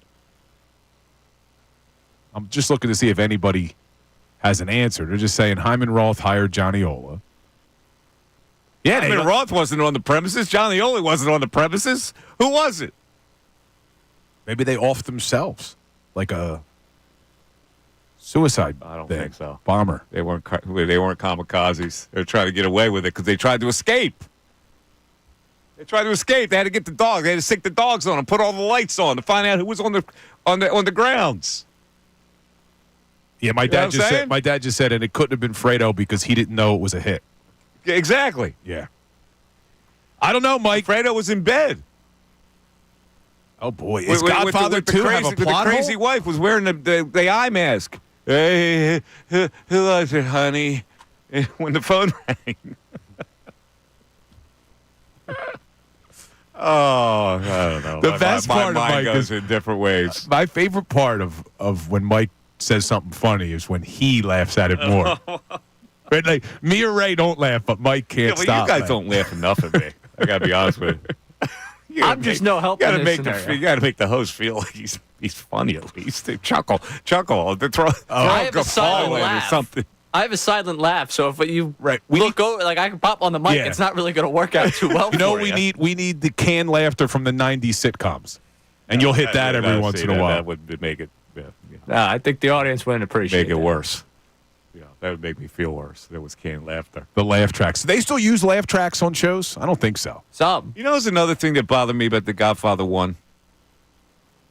Now we're jumping back to 1. Little things bother me. Like Sonny didn't have enough faith in his people. You know, why don't we just tail them? Everybody, they were trying to figure out, why don't we just tail them? And Sonny goes, "What are you kidding me? Salazzo lose our ass going around the block." I'm going, well, what do you think a lot of your organization? You know, that line resonates with me. Your people aren't competent enough to tail somebody? Salazzo lose our ass going around the block. Yeah. Get better people. So for the betterment of this show, I got to go back and watch both Godfathers before. It was on last night on AMC, one after the other. Now, were you a fan of 3? No, you weren't a fan of 3. No, I was hard. No, I couldn't watch 3. Well, I was waiting for the Sixers game, so I was killing time by watching that. Yeah, these late starts are killing us. Because AMC, they weren't eliminating the curse words. I couldn't believe it. My dad I had to put up with the commercial. My dad texted me on that too. Said they didn't eliminate the curse words, but they did blur out Apollonia. They did. No, he says they blurred out. Not on the one I saw. Really? Oh, that was like the virginal Apollonia when she pulled down the straps of her. Yeah, they showed that. They showed that. Interesting. They did. Let's go to Eric and Fox Chase. Eric, you're on 97.5 The Fanatic. Eric. Hey, Mike. What's up, Bill? Hello, Eric. What's going on, fellas? So this fan thing, I couldn't really disagree with Mike more. you grow up in Philadelphia and you're raising your kids and your family and to be sports fans, they're naturally going to follow you. That's not what I'm talking about. You're talking about growing up in Philadelphia. I'm talking about I'm saying, say you move to, it doesn't matter where, Ohio, right? My kids are going to raise their kids to be Eagles fans. Doesn't matter. I mean, that's just how it's going to be. I'm not saying it's wrong. I'm saying it's the kid should have a choice on who he wants to root for. Nah, there's no choice. There's no choice in that. I'm sorry. Yeah, you tell him, Eric. I understand. The fandom is being in the geographical area where your teams are. That's the whole thing about being a family and watching sports together, and is that's like a bonding thing. I don't know. So I just disagree with that. Listen, that's not really my main point. My main point are the people here who decide to root for somebody else. Yeah, I mean the Cowboys fans that grow up in Northeast Philly and want to be they're scumbags. I mean, Yeah, they're the worst of the worst, Eric. Yeah, they're cockroaches. But anyway, this Sixers thing, I'm starting to sniff a tank too here. Let's be real with this. I mean, I'm not saying that Maxey's not hurt, but, if they keep him out for a long time and, they're doing all this stuff, this is the best NBA draft coming up in years. You got Cooper Flagg, Ace Bailey, the Harper twins going to be in this draft. There's no way Daryl Morey's not sniffing this one out. Yeah, you can't do it though with Embiid and George. You just can't do it because now the league is on. You can't load management in entire extent. This can't be a tank team. Mike, I understand that, but all they would have to do is say that Embiid's knee is worse than it really is. No, they can't say that. They would have to have medical proof of that before they can do that. They've closed all those loopholes out. We'll see. Don't be surprised. They're picking in the top 5 next year. Yeah, they're not going to tank. This is not a tank team. They're a playoff team, but it's just going to be a low-seeded playoff team. Top 6 protected pick, by the way, this year. Yeah, so they would lose it. For those that are eyeing the tank already. There you go. Wait, that's the one from OKC? No, their pick. Yeah, but so you can't get Cooper Flagg anyway. But is that the one they got? No. The 76ers. The 76ers their pick is top 6 protected. Is top 6 protected? Yes. This is the one that the 76ers. Gotcha. You're thinking of anything that was added. Yeah, I'm thinking about what they did when they made the trades, when they made the Harden trade. You're thinking that Clippers pick in 2028 that everyone's talked about. Got it. Okay. So wait, so the Sixers' own pick this season. Top 6 protected. So they get it if it falls in the top 6. Got it. Which would be a disaster of a season. So people calling for the tanking are... Well, it's just something that's been pointed out as people go back to tankathon.com for the first time in a decade and realize, wow, look, right now the team with the best odds to get the first overall pick are your 76ers. The vibes are disastrous right now. Okay, this is why I saw it. Tyrone tweeted out that the Sixers could lose their pick to OKC if it's more favorable than the Houston Rockets or the Clippers. There's another provision in this one? That's according to Tyrone. I'll have to ask him. I believe Tyrone on that one. He would know that one better than me. So I mean, we shouldn't be calling for a tank season anyway. It's no. 7 games. No, you can't. When you have Embiid and George, you can't. You're not going to tank. Though you laid out the scenario where they get to 1-10, and that's not so pretty. Yeah, but they're still not going to be in that position where they're going to tank the season. 610-632-0975 is how you get in the Mike Missanelli Show. 97.5 Fanatic.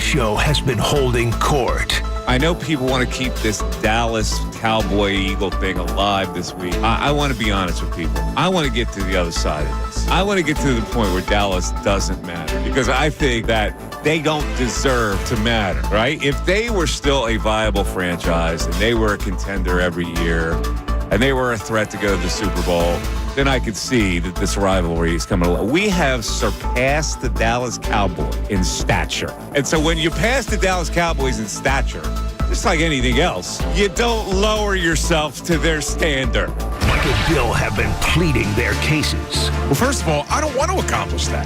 See? You're playing right into it. I'm on a completely different page than you with this. I love when the rivals of this city are good, but not good enough to win the championship. I want the Cowboys to be good so that when the Eagles beat them, it means something. The Eagles can't overlook the Cowboys. The fan base can't overlook the Cowboys. I'm saying overlook. I want this game to matter. I'm saying diminish it.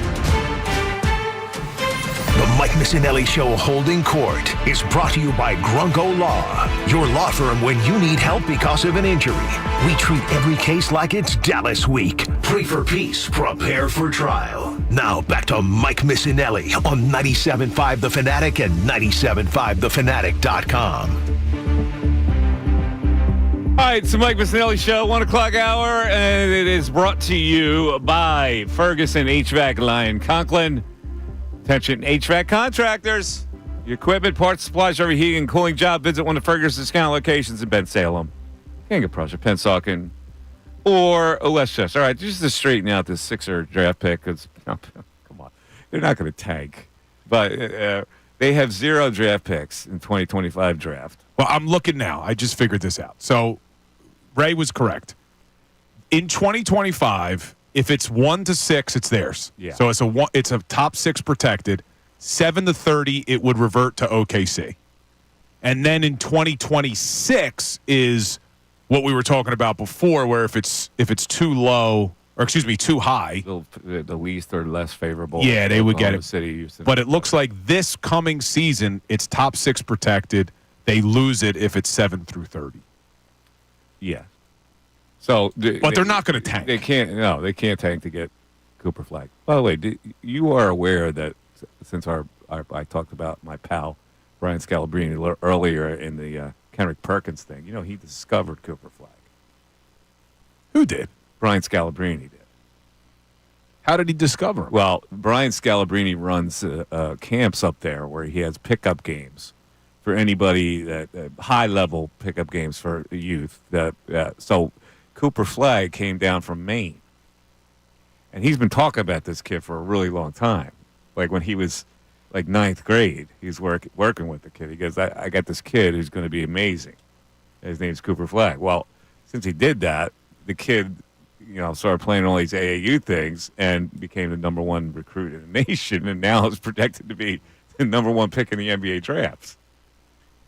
Yeah, but somebody would have found this kid. Well, but he and his brother, he actually opened the door. Like he brought the kid down and like hooked him up in all these AAU things, and he and his brother would come down. His brother's name's Ace, and so he's been talking about him for he's had this morning show on NBA radio for a long time. I remember hearing about him talking about Cooper Flag like 4 years ago. All right, so he gets some credit for that. He doesn't get credit for the 08 championship. No, but having to put his jersey on. No. Yeah. All right. So in any event, let's. I want to introduce this the concept of the Sixers and where they're going to go now that Maxey is out. This team looks like a team that's going to have to fight from the bottom seeds. After we were conditioned to think that they could actually compete with Boston. Now, what are they? What do you see them as? Oh, man. Do you? In other words, the Sixer fans see this team as a team that could get it together to the point where they are a viable contender. With all this fragmentation that's going on, to the point where they won't start really working on a cohesive team until January, basically, right? So is there enough time to actually be a cohesive enough team to be a contender to Boston or Cleveland, as the case may be? Yes. Okay. There is. Look, as frustrating as this team is right now, and now the injury news with Maxey, if you missed it, he's going to be out at least a couple of weeks. There still would be plenty of time if Maxey comes back, even if he's out a month, and you still have Embiid, and you have Paul George. I mean, think about it. How many teams make trades at the deadline and are able to gel before the playoffs? So there's certainly time. I don't want to overreact here after 7 games and throw up my hands. What teams gel after they make a trade? Like where? Where has that happened? It's never happened in the history of the NBA. You have certain circumstance. Like where? Where does that happen? I know the Knicks didn't win the title, but they made the trade for OG.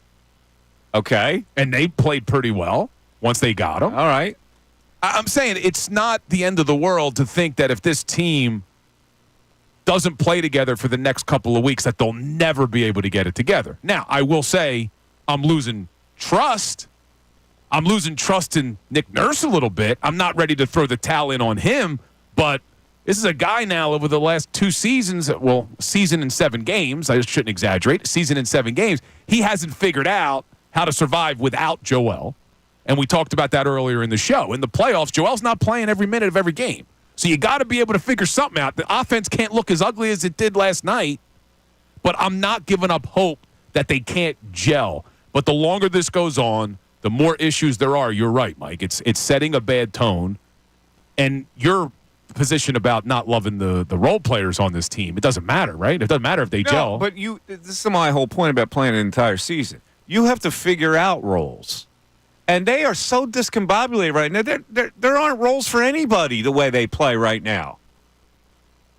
And that takes a while to develop roles. You got to figure out who can play and who's actually going to be in your rotation. I mean, he's floundering around throwing Larry and Curly in there. Yeah, and it's not going to look any prettier the next couple games. And then I guess, and what's the answer without Maxey? Is it McCain? Are they going to lean on the rookie? I guess he's got to see more playing time in that situation.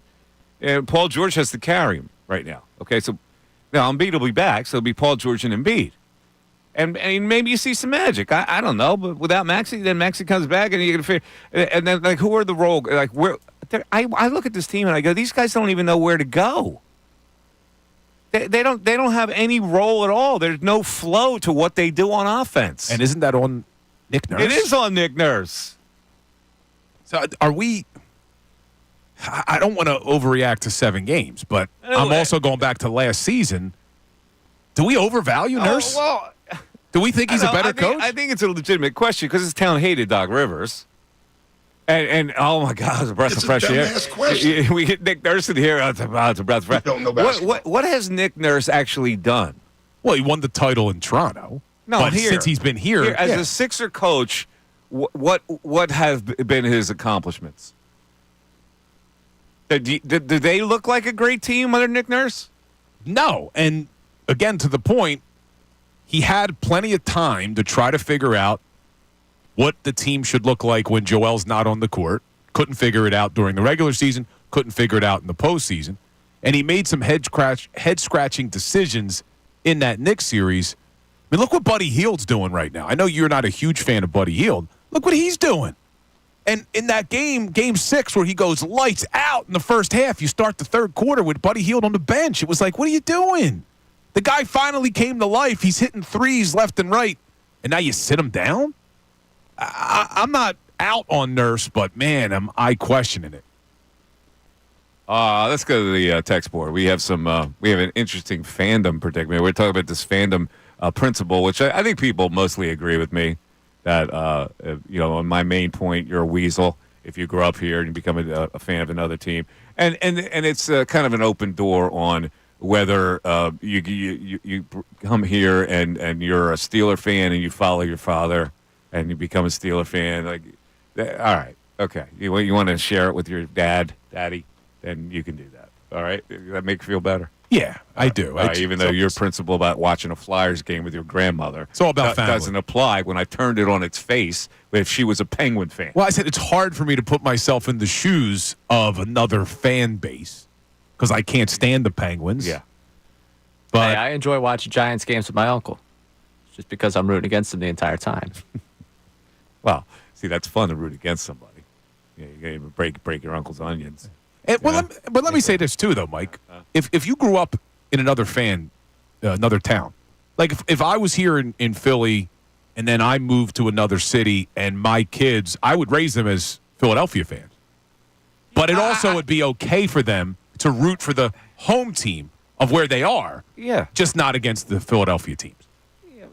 Like if you move to L.A., all right, you can root for whoever you want. They can do whatever they want. That's the way I look at kids. You grow up, you can do whatever you want. Like, I'm not going to influence you that you have to root for the team I root for. I rooted for all my life. I want to foster individuality in kids. It's not that you're making them do it. It just happens. It happens. All right, well. Here's the predicament for you to think over. At least we go to the break here. Tom from Old City. I'm a diehard Eagles fan. Have had season tickets since I was in 8th grade. Haven't missed a home game in over 15 years. I love them because I grew up here. My father grew up in Flushing. Is named me after Tom Seaver. Was, of course, a diehard Mets fan. Grew up going to Mets games. I'm a huge Mets fan. Is that a violation? What's his first priority? We'll fire that text back. Get you an answer after the break. You know, if you can be a fan of another team secondarily. Yeah, the secondary. Yeah, I was a fan when I growing up. I was always Phillied up, but I had the Oakland A's as my second favorite baseball team because I loved that swashbuckling, the different uniforms, the Reggie Jacksons, the way they would win the titles with a great pitching staff. I admired that team. Did you like them when the Bash Brothers were there? No, that's what I said. I outgrew it. See, I like the Bash Brothers. Yeah, I outgrew it. See, my other team growing up was when Montana went to the Chiefs. Loved the Chiefs when I was growing up. I don't know why. I just really liked Joe Montana. J.J. Burden. Who?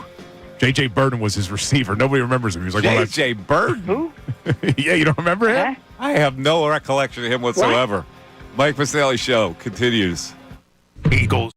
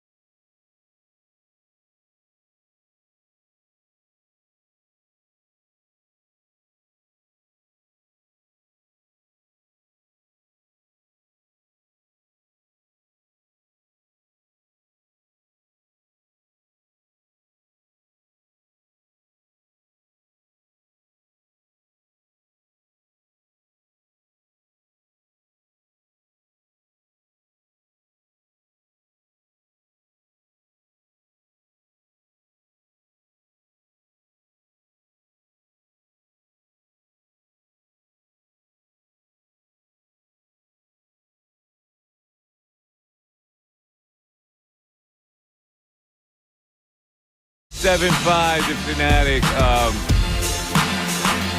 I'm just looking at this is just me thinking aloud here. For all you poor Penn State fans that are still reeling from them losing to Ohio State, because there hasn't really been given a thought to Penn State football after that. I haven't heard anybody talk about it, what's going to happen from this point on. They were so devastated by that loss that they're not even thinking that it's still a playoff year, which it may not be. Now, quickly, just go over for your Penn State football fans, because the playoff bracket guesses have come out based on where the teams are right now. So, right now, Penn State is a 7 seed, and they would host the first round game against, guess who? Notre Dame. Oh. Notre Dame at Penn State in the first round, if things stay the same. There you go. There we go. All right. So, not that this would do me any good, because the winner of that game plays Georgia. So, so you know, Ira. So you get they may win a game and then they're out. But right now, the way it works, the 4 byes in the college football playoffs go to number 1, Oregon, number 2, Georgia on the other side of the bracket, number 3, Miami as the winner of the ACC, and number 4, BYU. So if you go on the left side of the bracket, Indiana is the 9 seed. They would play Texas, the 8 seed.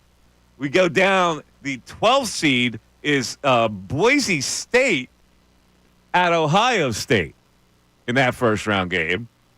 And then you got the 10 seed Notre Dame at Penn State, and then Alabama, the 11 seed, at the number 5 seed, 6 seed Texas. But you're a little nervous that they're going to stumble. Well, here's the thing. Can Penn State lose one more game? Yes, they can. I've seen it before. I've seen it happen. So coming off Ohio State, the question is, can they lose this Saturday night in a whiteout game against Washington? Mikey missing attendance? No. Mikey misses out for the rest of the year on this team. Yeah, wake me up. They go to a playoff game. That's fine. They might win the first game. Washington, you think? I guess anything's possible, but coming off that disappointing Ohio State loss. Yeah, they're not going to lose that game. Penn State at Purdue next game. Bop. And now here's the killer. And I've seen it before with this team, this college.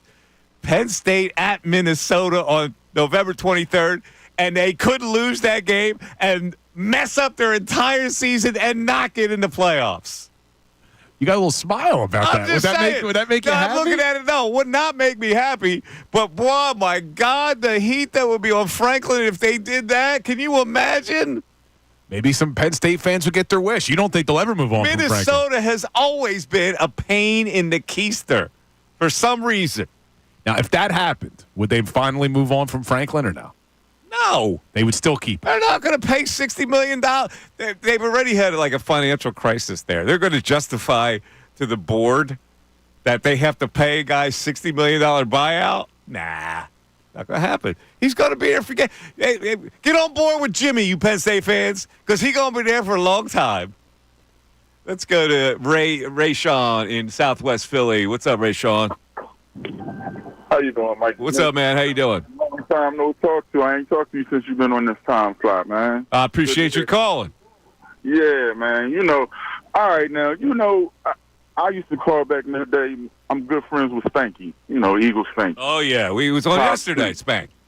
That's my guy. I know he's listening, so what's up, Spank? But anyway, you know my thing. I'm 3 for 4. I love my Sixers, my Flyers, and my Phillies, but, I'm a Redskins fan. My grandfather was from Virginia. I went down there every summer.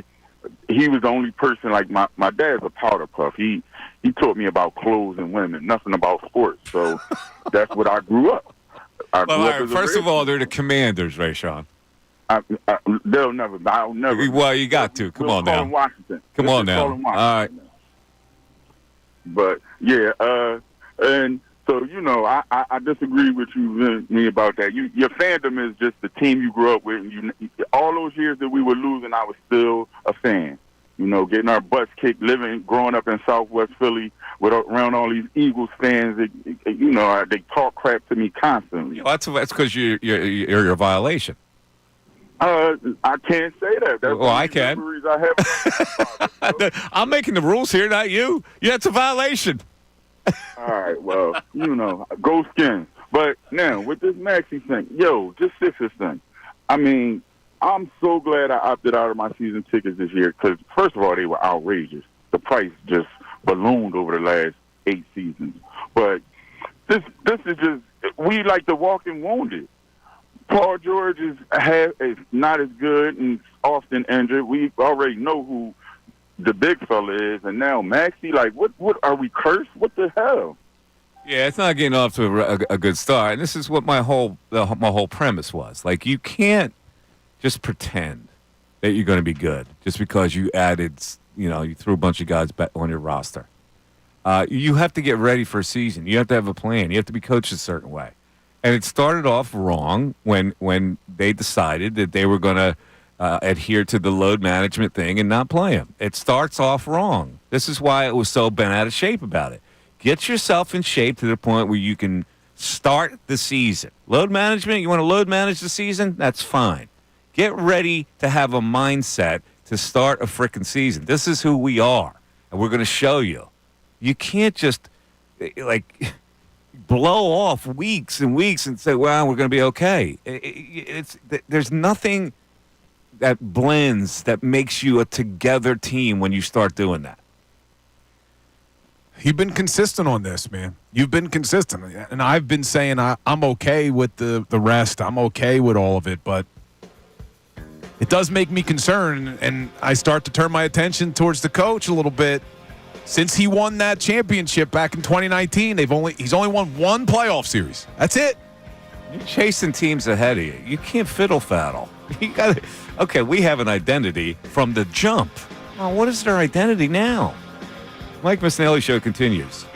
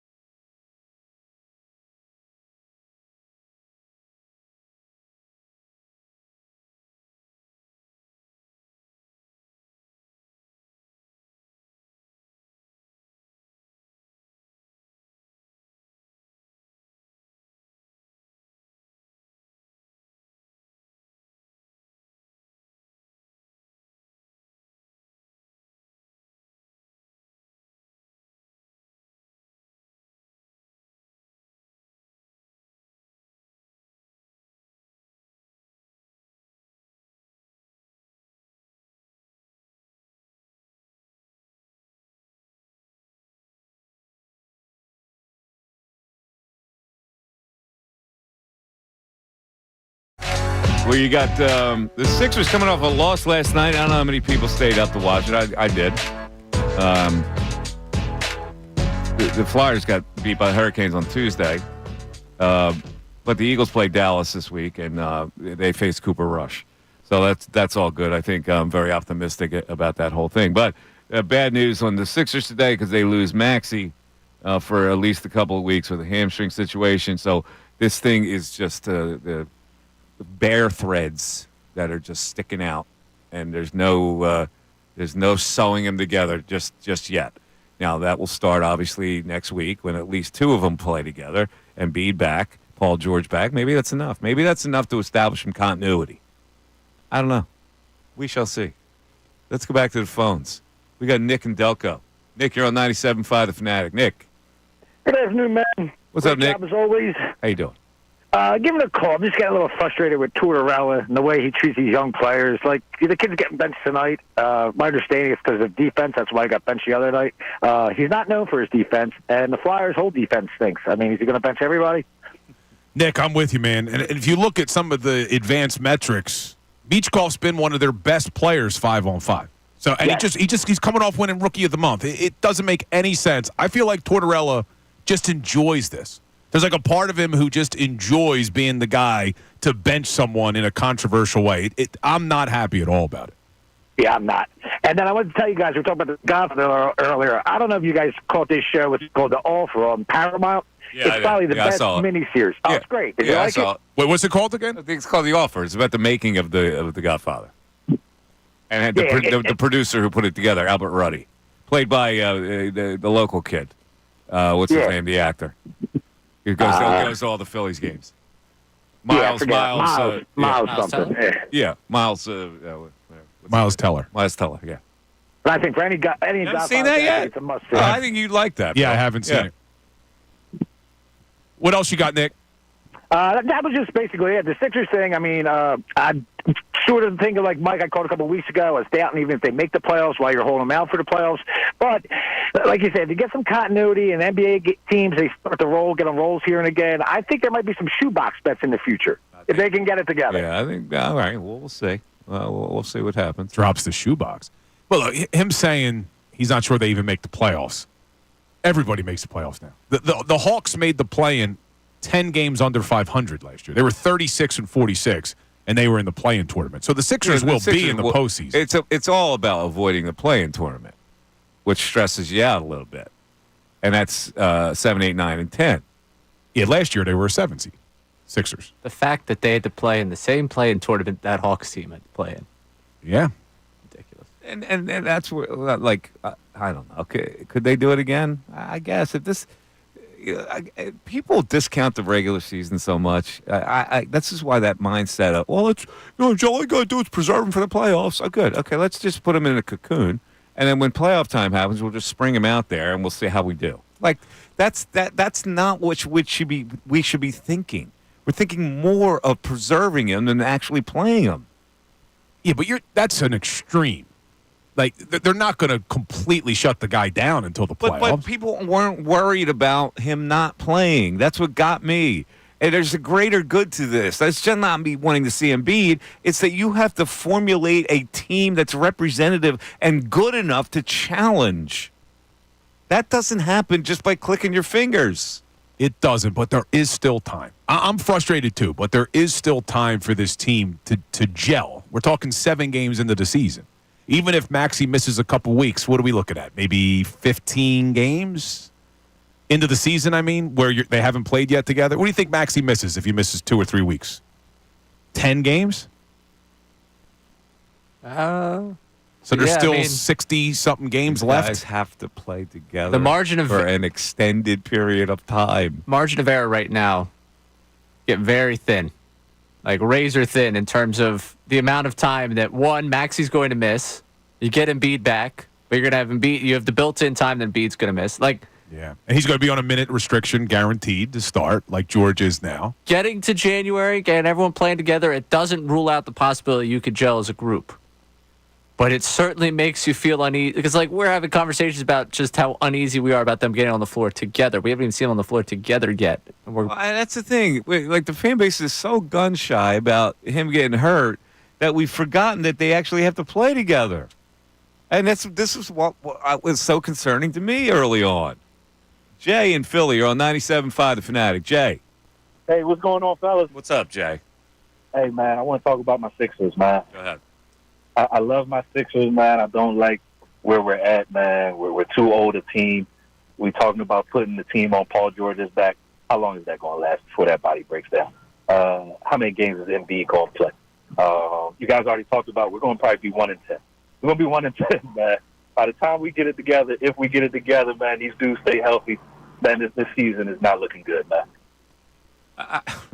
I'm just, I don't know. I'm flabbergasted by the way things have started here. Exactly. Like, man, look. It's crazy, man. Crazy. But you got Paul George often injured, Embiid often injured, and now Maxey's been injured the last couple of years. You put all that together with Eric Gordon coming off the bench. Hey, man, I didn't want Daryl Morey here anyway. I don't like the vision. Get him out of here. Wow.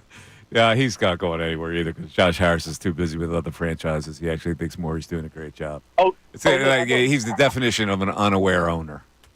Look, Josh I know Harris. he's not going anywhere, but my goodness, man, like I can't keep, man, this can't keep going like this, man. My goodness. All right, you see, here's the thing. Boston has young stars that carry it. They're not going anywhere. They're not worried about load management. They're not worried about sitting out. They play together. They've got a system where young stars fuel them. The Sixers have older stars now to fuel them. So it's more incumbent upon them to develop some kind of an identity early. And we have completely shirked that responsibility for the fact of preservation that they don't get injured. That's what's bugging me most of all.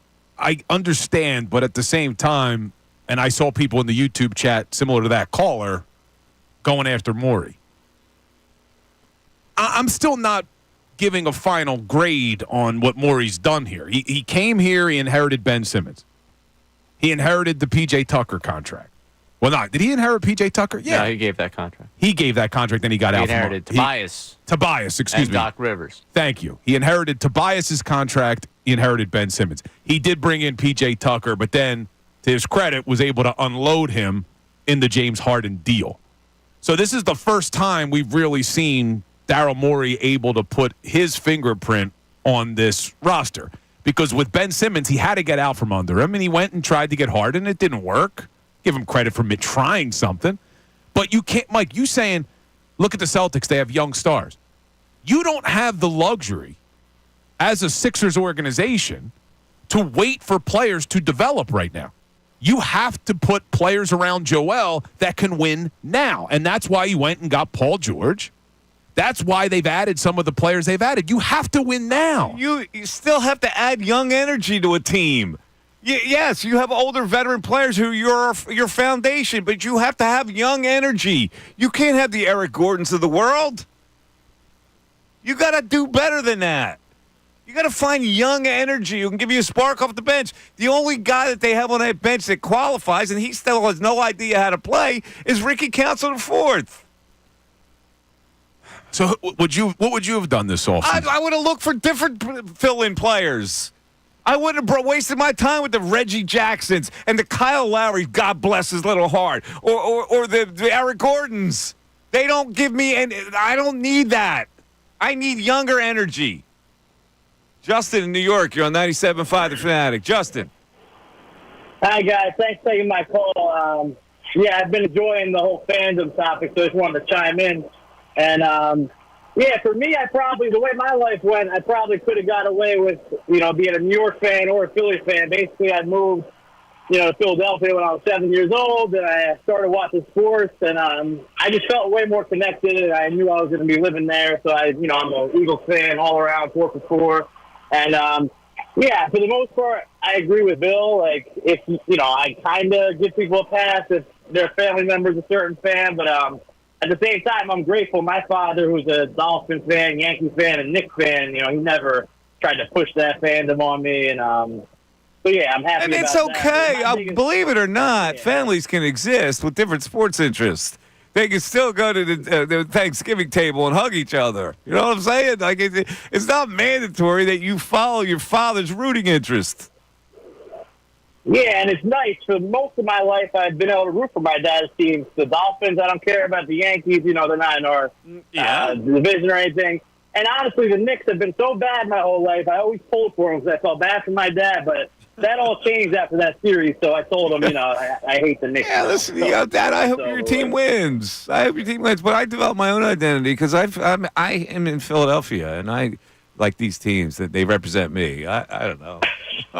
All right, man. So yeah, and but my biggest pet peeve is the guy who has no affiliation with anything, and my sister's, my girlfriend's sister, her boyfriend's a Celtics fan. He has no affiliation. It's, I can't even. And see, that's the kind of fan that ticks me off. Yeah, that fan is a Celtic. Oh, what are you kidding me? Seriously? Here's the only thing where there's a line of demarcation, and I don't judge. If you're in the Trenton, New Jersey area. That is the line of demarcation. So if you're in that area, you can go either way. You want to be a New York fan? I can respect that. That's where you want to be on the other side of that. Then you be a Philadelphia fan. I'm neuter on your sports interest. I have no bearing on it. Yeah, no that's bearing a tough on spot. it whatsoever. You're in a geographical area, and like Trenton, New Jersey, or a little above Trenton, New Jersey. Knock yourself out if you want to be a New York fan. Yeah, but if you're in Trenton and you're a Cowboys fan. No, you got your choice between I'm not Philly doing or New York. Sports Talk Radio in Trenton. I'm doing Sports Talk Radio in Philadelphia. This is where I can only judge this. That is neutral territory. That's like Switzerland. Well, we are doing Sports Talk in Trenton, apparently. Did you see who's on hold? A caller from Trenton. Oh, Demetrius? All right, so Demetrius can swing either way. So let's get him in here. Demetrius from Trenton, what's up? Demetrius only swings one way. Third game. There it is. All right, let's go. Hey, that's fine. Now, but if you were a Jets fan or whatever, I couldn't. Are you? No way. Can't do it. I'm right there. There's no way I could go the other way. We swing one way. But it is 50-50 there, though. I'm sure you know a lot of New York fans. Because I used to read the Trent newspapers. Listen, I know Cowboys fans, Giants, Jets. We've got them all over here. But guess what? They've all been losers. So that's why we swing the right way. I gotcha. But these Sixers, I mean, the start is horrible. I mean, the first notice was our star didn't play the home opener. You got to tell the people something. Either he's hurt or what's going on. He hasn't had anything to manage. So what load is there to manage? He hasn't managed anything. He hasn't played a single game. But what I really want our Sixers to do, like you've been speaking about, the young talent, we got to get it right in the draft. If you look at Boston, Tatum, Brown, those are draft picks. We got fleeced for one of them. We could have just let Boston stay in that one spot and just go ahead and draft Tatum and don't have to feel bad about Markel's default pick. But we got to start getting the draft right because that's where we're getting hurt. That's where the young talent is. That's going to carry us into the future. Yeah, but again, you're not going to be in a position to draft anybody really good because of where you are. You're always going to be in that middle area. After this season, we might be. Yeah, that's why we had the tankathon. That's why we had the process, because they were trying to get into that realm, and when they were in that realm, they messed it up. Didn't work out for whatever reason. All right, Ray. One guy went south on him. The other guy was weird and couldn't shoot. Come on. Yeah, that one's just crazy. But, Ray, what's this funny Bill text? So he puts up on the board funny Bill text. I look over at him, and you got to see the smirk on his face. Okay, so I can only imagine. Get to the funny Bill text. I can only imagine what we got. I like the funny Bill text. What we got? It's become funnier because I've gone through this texter's history. It's almost exclusively Bill texts that make me laugh. So I appreciate whoever this is. Unnamed. They don't want to put their name to it, but they're doing a good job. All caps. Shocker. Bill liked the Bash Brothers. So many muscles. Yeah, that's going back. I did love them. Canseco and McGuire. I was a Bash Brothers fan. Oh, man. Yeah, that's the machismo, Bill. I know. I'm falling right into the shtick of what you guys have said about me. Yeah. Meanwhile, I covered a World Series, that World Series where the Oakland A's played the Dodgers with the Bash Brothers on it. And was that the earthquake? No, that was the Giants. That was the Giants. So they're down. I think it was at least 2-0. And Canseco's like, or maybe they may have been down 3-0. And I'm covering the game in Oakland.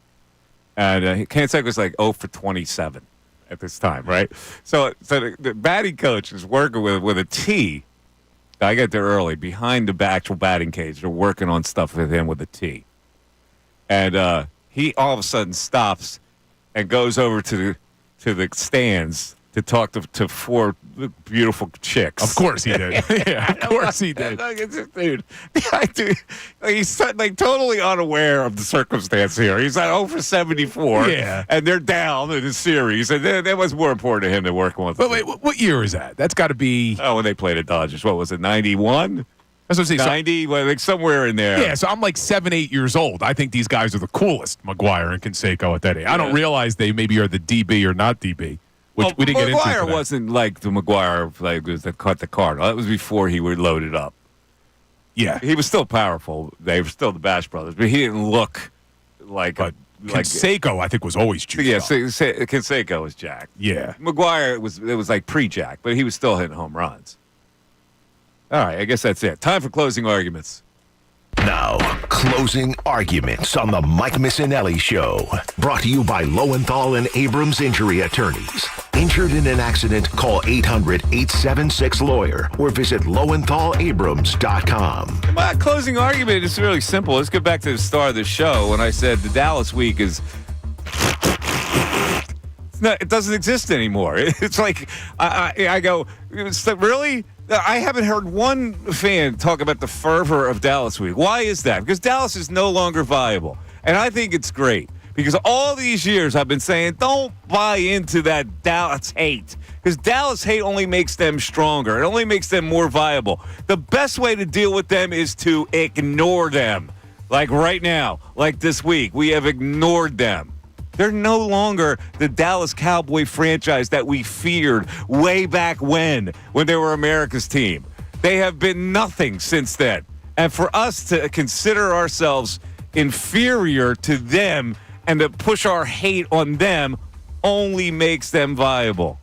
I don't want them to be viable anymore. I've ignored them in my life, Bill. How about you? I disagree that it comes from inferiority.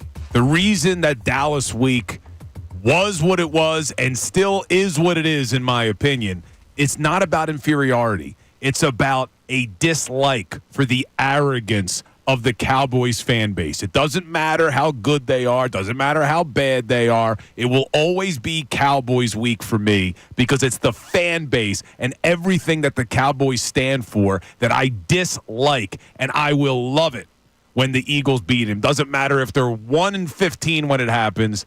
When the Eagles beat the Cowboys, it's always a great day in the city of Philadelphia. The starting quarterback will be Cooper Flagg this week. Cooper Rush. Cooper Rush.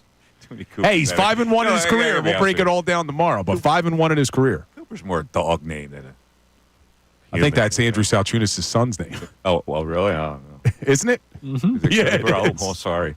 Sorry, Andrew. Good time to wrap this one up, folks. Let's get out of here. Thanks for tuning in, everybody. Have a great day. We'll talk to you tomorrow.